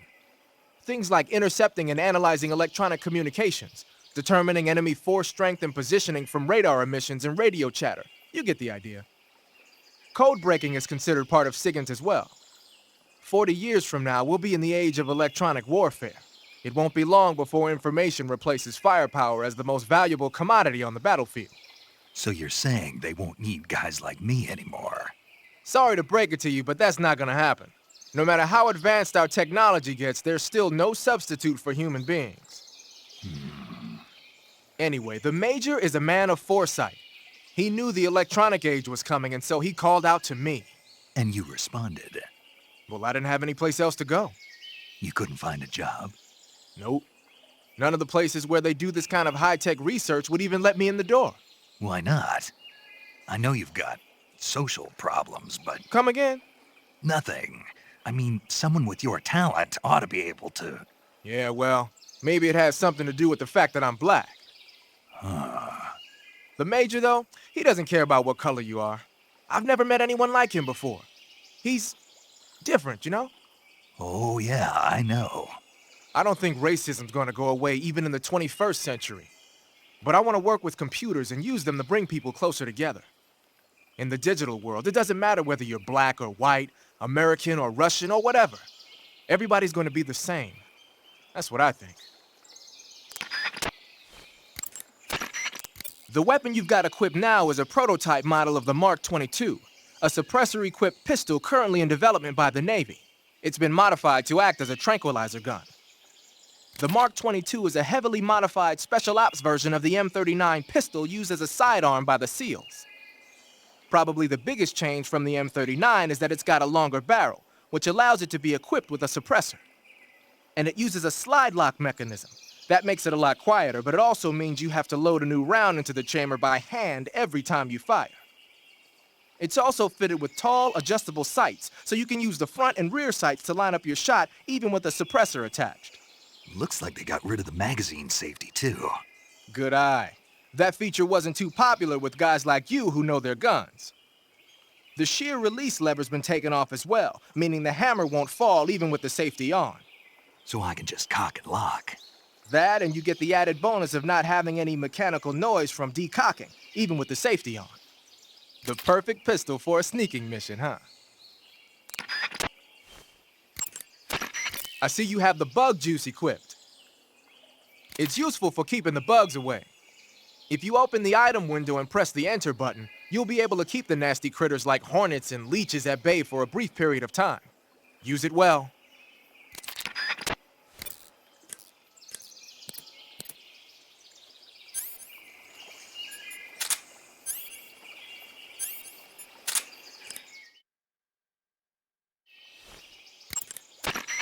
Hey, you've got an M1911A1. Yeah, a 45. 50 years since the Army adopted the first model, and they're still using them. It's a real gem of an automatic pistol. But aren't you gonna need more than just one little handgun? Not at all. When you're in a tight spot or fighting in close quarters, sometimes a handgun works better than a rifle. And if I equip a knife at the same time, I can instantaneously switch over to hand-to-hand combat. I see. That 45 you've got there is a lot different from the original, though. Looks like someone did some serious work on it. It's more than a little.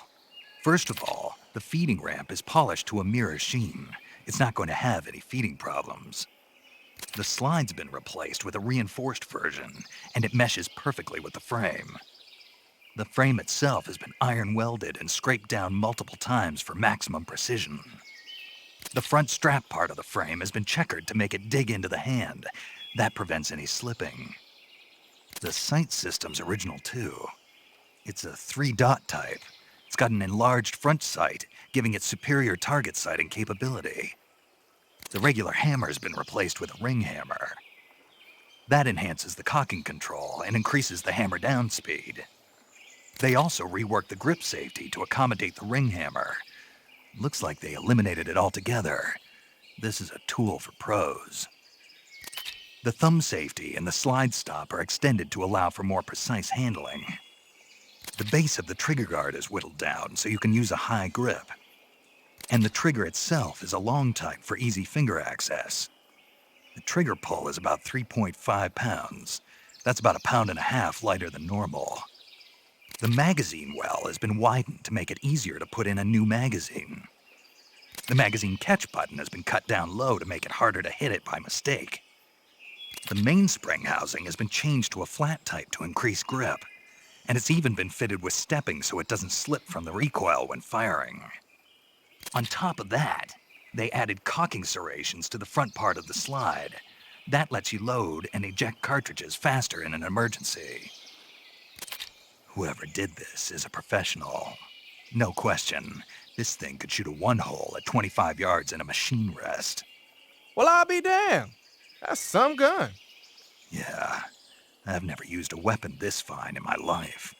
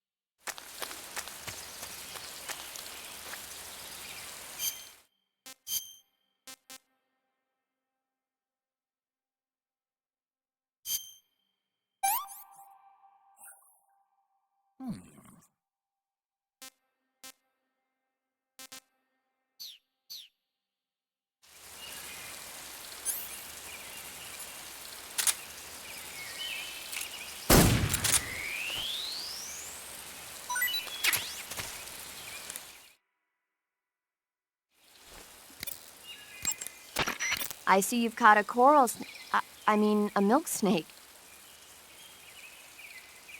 The milk snake closely resembles the coral snake, but it's actually not venomous. Even so, you'll still take damage if it bites you, so don't get too close. So is there a way to tell the difference between a milk snake and a coral snake? It's pretty difficult. They really do look almost exactly alike. I guess if I had to pick something, I'd say it's that the milk snake is much less aggressive. Okay. Ah, I just thought of a better way. You're going to love this. What?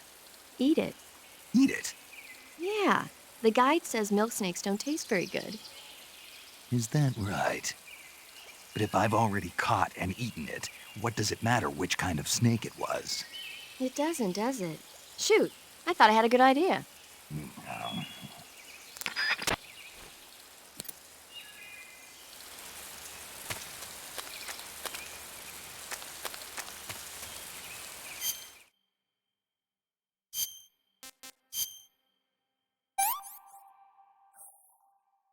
I'm gonna puke.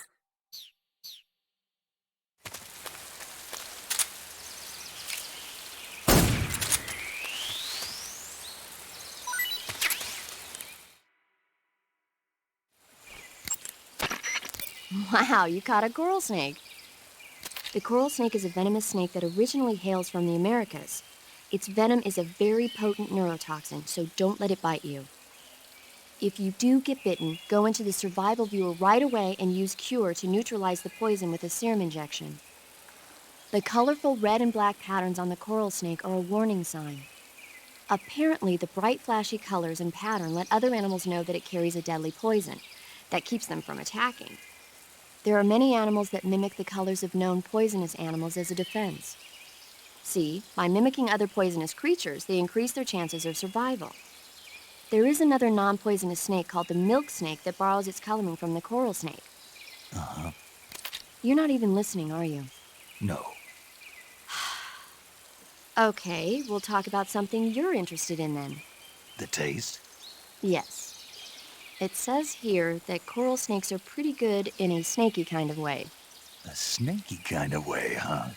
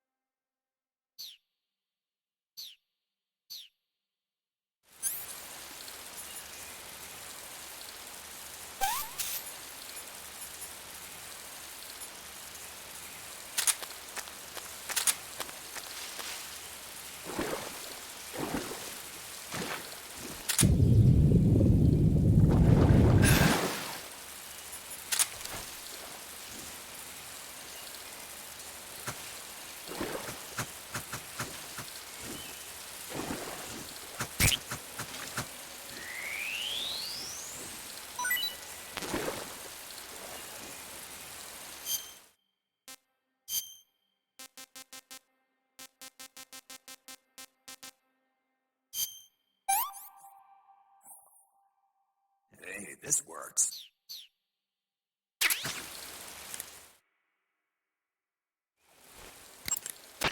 I see you've captured a poison dart frog. The poison dart frog is native to the tropical rainforests of Central and South America. They normally grow between 2 and 5 centimeters in length, but for some reason the ones in that area seem to be much bigger than that. Poison dart frogs are known to carry a potent neurotoxin called pamiliotoxin. Long ago, people used the poison to coat their arrows for hunting. Watch out, because if you eat one, you'll get food poisoning.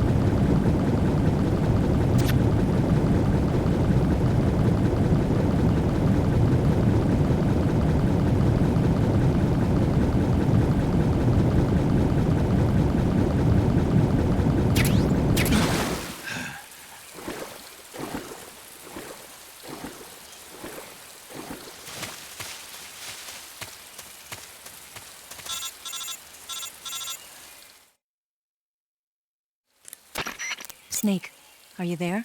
Eva, Did you miss me? did you make it without any trouble? No one saw me. So you're back with Vulgan. In a matter of speaking. What about the boss? Yeah, she's here too. Better be careful. Thanks, I will. The boss and I get along pretty well, though. I guess we traitors have a lot in common. Why would anyone want to defect? Betraying your country like that, I just don't get it. Are you talking about the boss? Why do you do it? Weren't you born and raised in America? Yes, in a small rural town. I never even knew there were other countries, other cultures, other ways of thinking, until I went to work for the NSA. And one day, I'd found I'd lost faith in the things I'd been taking for granted. What did you see? What was it that made you want to change sides? You wouldn't believe me if I told you. Try me. I saw the universe. The universe? Not the actual universe. The universe as the intelligence community sees it. I realized that the gravity in this universe was holding me back. That's all. People and countries are both changed by their environment and by the times. That sounds like what the boss was saying. There's a world of difference between this country and America. But it's only a difference of position, a difference of perspective. Coming here made me realize something. Half of what I'd been told was a complete and utter lie. The other half was a conveniently constructed lie. Where's the truth, then? It's hidden in the lies. Are you lying, too? Who knows? I've been trained to make even the most severe falsehood sound like the honest truth. Weren't you? No. I believe because I have to, even if it is a lie. That's part of my mission. I'll have to remember that. If you need me, give me a call on the radio. My frequency is 142.52. See ya.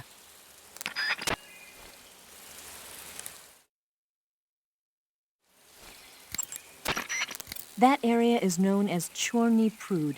The name means something like the Black Shore in Russian. It got its name from the deep swamp that covers the area. The crocodiles in that swamp are extremely vicious.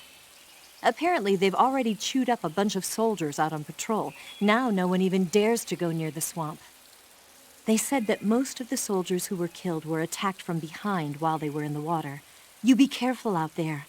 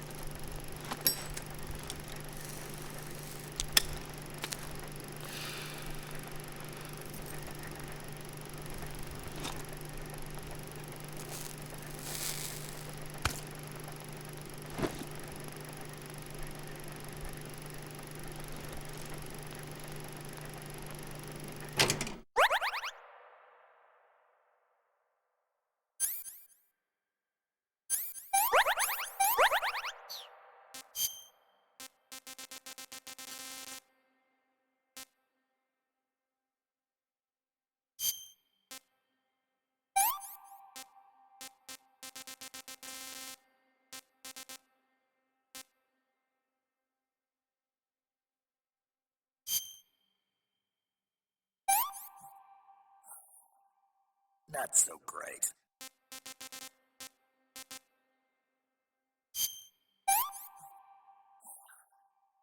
Hey, this works.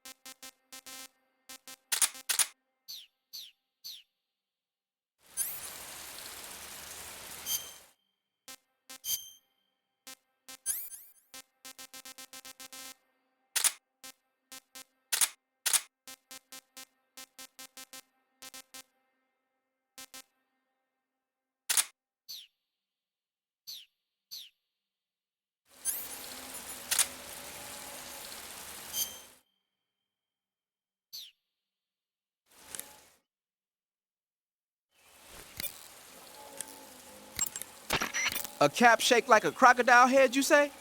Yeah. What do you think? I think it's a great idea. You know, animal disguises are one of the oldest tricks in the book in the intelligence world. I don't know whether it's true or not, but I've heard that during World War II, the OSS used to use cow suits. Supposedly, they sent agents out to hide in herds of real cows so they could spy on enemy units as they passed by. Nowadays, I guess most people wouldn't even give a crocodile-shaped cap a second look. They think it was just a gag item. But if you use it the right way, it can be an effective weapon for spying. I gotta hand it to you, Snake. You're one sharp guy.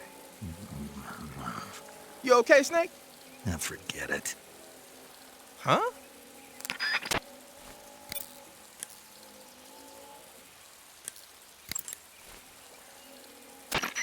That swamp seems pretty deep. It's probably deep enough to dive underwater and swim around.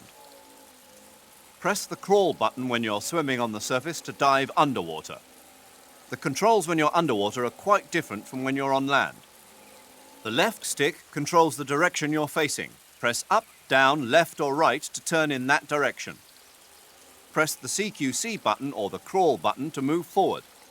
Each button press will move you one stroke forward. Press the button repeatedly to swim faster. You can also press the action button to surface in an emergency. While you're swimming, you can use the right stick to look in a different direction without changing the direction you're going.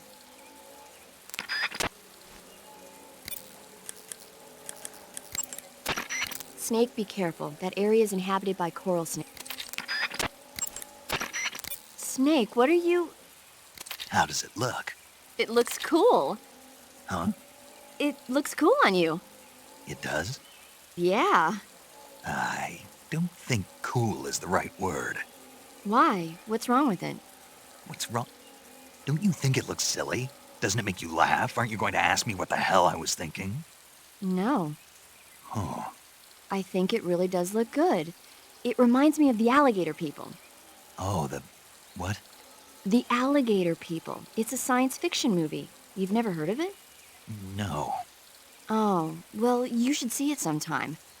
It's about this guy who gets hurt in a car accident and tries to heal his wounds by injecting himself with a crocodile serum, but then his head turns into a crocodile head. You look just like him with the mask on. That's awesome! Right. Huh?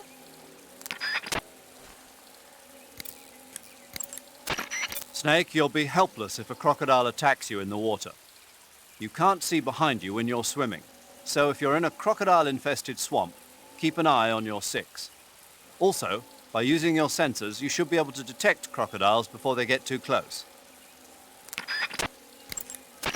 First, enter the cave through the crevice. Eva said it was to the north, so head that way. Eva was right when she said that operating in an unknown jungle at night is extremely dangerous. In my former outfit, the SAS, we'd always be sure to set up camp before sunset and wait until daybreak before setting out again. Being able to stay in that abandoned factory made things a lot easier for you. You ought to be thanking Eva. Major, what's this temptation Eva was talking about? In the Old Testament of the Bible, Eve was seduced by a snake into tasting the fruit of knowledge. By eating the forbidden fruit, Adam and Eve disobeyed God's command and were cast out from the Garden of Eden. Thus, it was the snake who led mankind into original sin. Come to think of it, I did break a rib in the Virtuous mission. Maybe that's where Eva came from. But the one who tempted Adam into eating the forbidden fruit was Eve. You may be working together, but she's still a KGB operative. Don't let your guard down. I don't intend to. Snake, your number one priority in this mission is rescuing Sokolov. Eva said he is in the lab, so head over there. Right. Do you remember how to get to the lab? You mean what Eva told me? Yes. Of course I do. All right, repeat it for me. Major, do you think I'd forget something like that? Let's hear it then. First I head north. Hmm? And then I'll come to a crevice. And then? And then... All right, let's go over this one more time. First, head north through the jungle. Enter the cave through the crevice to the north. Follow the cave to the end and you'll come out in an aqueduct surrounded by mangrove. Follow the aqueduct to the north and you should arrive at a warehouse. Climb out of the water and enter the warehouse. After you've infiltrated the warehouse, pass through it to the north. Then you'll emerge in the woods again. The lab will be directly to the north. Are we clear now? Yeah. Snake? I got it. Basically, I just head north, right?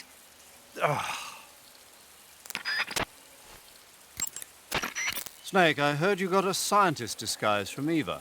Yeah.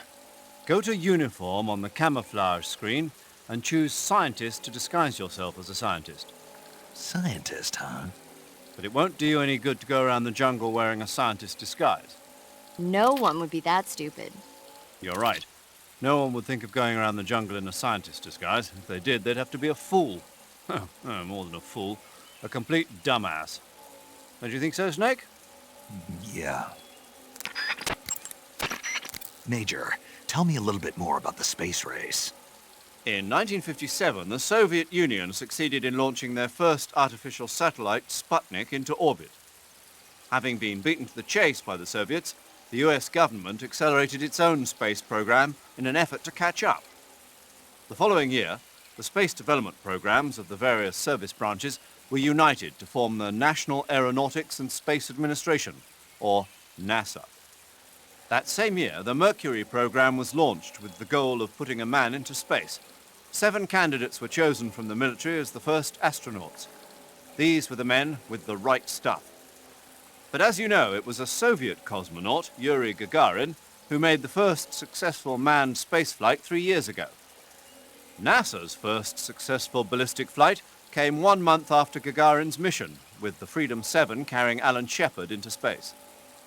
After that, with America still lagging behind the Soviets in orbital flight, President Kennedy made a momentous decision. That America would put a man on the moon before the end of the decade. Yeah, I heard that speech, but a lot of guys I knew weren't real happy about it. They said no one was going to make them go on a mission to blow up some damn moon base. But rocket research and missile research are closely related.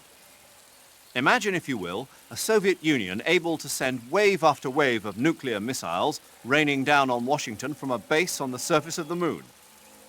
Even if that's still a long way from reality, if we lose the initiative, we may never get it back. We're left with no choice but to keep moving forward one step at a time. The Gemini program, launched 2 years ago, represents the initial step towards establishing a moon base. And yet, I don't want to call President Kennedy a liar, but I simply can't imagine that in 6 years man will have reached the moon. I don't know. I never even thought we'd make it up into space. I guess it all depends on whether you have the will to make it happen. Perhaps you're right. Snake, let's go over the controls for CQC one more time. Press the CQC button once to throw a punch. Press it repeatedly to launch a combo attack. CQC doesn't really start to shine, however, until you grab an enemy. Press and hold the CQC button to extend your right hand and grab the enemy. Move the left stick at the same time and you can knock the enemy to the ground. If you don't move the left stick, you can get behind the enemy and hold him prisoner. When you're holding an enemy from behind, he'll be almost completely helpless. From there are a number of things you can do. By pressing the CQC button again firmly, you can slit his throat using your knife. By moving the left stick along with the CQC button, you can knock him to the ground. You can also choke the enemy by tapping the CQC button rapidly. You can either render him unconscious or kill him outright. It's up to you. If you keep the CQC button pressed, you can use the left stick to move around with the enemy in your grip. You can also press the weapon button to use the weapon you have equipped. The enemy will be hesitant to attack as long as you're using one of their comrades as a human shield. Use that moment of hesitation to attack in first-person view. By pressing in and holding the left stick, you can interrogate the enemy. You might be surprised at the things you can learn. But stay alert. While the enemy is nearly helpless in your grasp, if you give him a chance, he'll turn the tables on you. You can only grab an enemy using CQC when you're using a weapon that will allow you to reach out with your right hand, such as the survival knife, a handgun, or your bare hands. You can't grab the enemy when using weapons that take both hands to use, such as assault rifles, or that prevent you from controlling the enemy with your right hand, like hand grenades. In short, you can't use CQC when equipped with assault rifles or hand grenades. You can tell whether a weapon is compatible with CQC or not by looking at its icon. Snake, remember that this operation is a solo sneaking mission. We'll be providing you with support over the radio, but out in the field you're on your own. There's no backup. And there's no way you'll survive a battle with a large enemy contingent. Avoid engagement whenever possible. Your highest priority in this mission is staying out of sight. Snake, camouflage and face paint alone won't make you blend in completely. In addition to the camouflage itself, you'll... Snake, when your stamina gets... Snake, you'll be helpless if a crocodile... Your actions... Snake, in order to carry out the mission without being... That area is inhabited. You're on a solo sneaking mission. Your success is based on your ability to... The crevice that leads to the cave is still a ways to the north. Keep heading that way. Eva, what kind of unit are those ocelots I fought a little while ago? The Ocelot unit is an elite group composed of soldiers handpicked from among the ranks of Spetsnaz, the Special Forces wing of GRU. They've undergone even more rigorous training than regular Spetsnaz. Their skill with weapons is the stuff of legends. You'll find they're much better shots than the rest of GRU. Watch yourself. The crevice that leads... The crocodile... The crevice...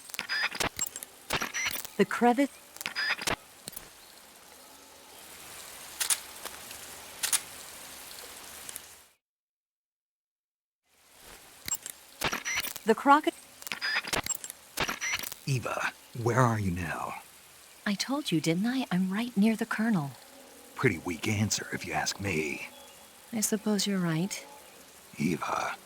Snake, I'm under orders to cooperate with you, but that doesn't mean I have to tell you everything I know. I would assume the same applies to you, too. The crevice that leads... The crocodile... The cro... The cre... The cre... The cre... The cro... The cre... The cre...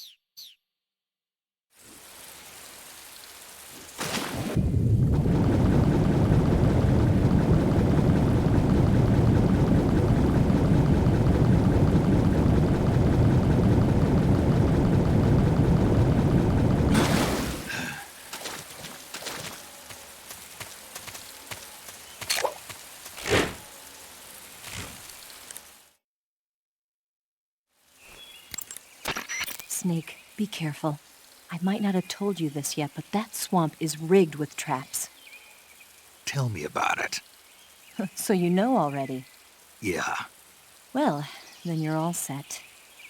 The traps in that area are set to go off when a rope stretched along the ground is disturbed. Keep a close eye on the ground and make sure you don't trip over a rope.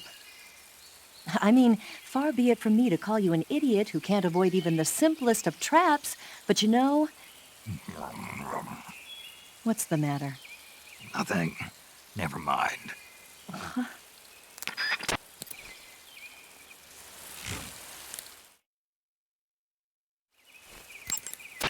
The crevice... The traps in that area...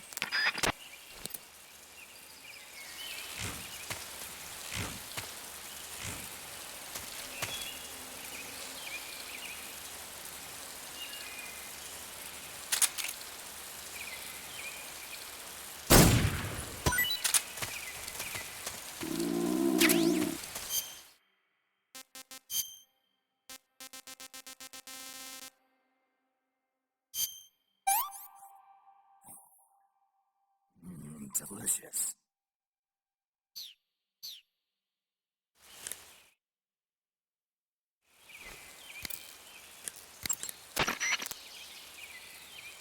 Snake, look at your body. Yep. Looking good. Not there. Then where? See the leeches? Leeches? Yeah, you've got leeches all over you. Leeches will sometimes attach themselves to you if you spend a long time in the water or the swamp.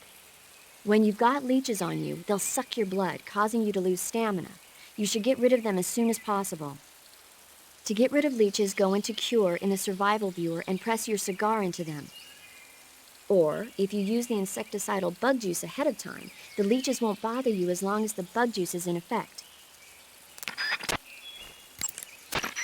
I see you've caught yourself an arowana. The arowana is an ancient fish that lives in tropical freshwater areas. Because of its large size, I don't think you'll be able to capture one alive. Ancient fish like the arowana are living fossils. They've hardly changed their form since the Devonian and Jurassic periods. Other ancient fish besides the arowana include the coelacanth, the starlet, and the knifefish. Almost all organisms on Earth have evolved in various shapes and forms, but these fish have kept the same form for hundreds of millions of years. Baffling, isn't it? Sure. Well, I can see you're not interested. Not at all. I'm fascinated by ancient fish. Why? They're supposed to be huge, aren't they? You're wondering whether they'd make a good meal. Yeah. So, do they? The guide says they taste just fine for a fish. Great.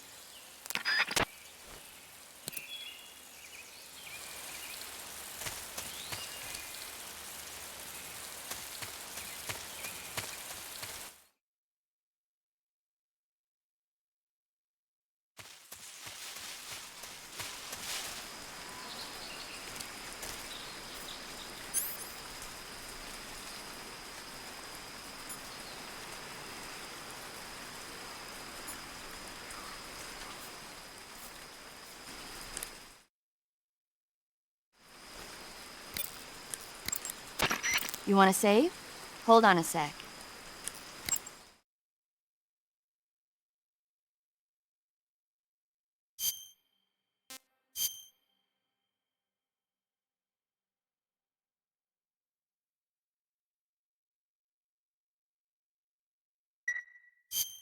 Hey, Snake, have you ever seen Forbidden Planet? No, can't say I have. It's about this expedition that goes to the planet Altair 4 in an ultra-fast spaceship. When they arrive, they meet the survivor of the last expedition, Dr. Morbius. Dr. Morbius was exploring the planet along with his daughter Altera and the versatile Robbie the robot. Ignoring the doctor's warnings, the expedition team is suddenly attacked by an invisible creature called the Monster from the Id. The special effects they used for the science stuff were really neat. I wish I had a robot like Robbie that could make anything I wanted it to. I'm more interested in that invisible monster. If I were invisible, I wouldn't have to bother hiding or wearing camouflage. Maybe someday you'll be able to turn invisible. Yeah, that'll be the day.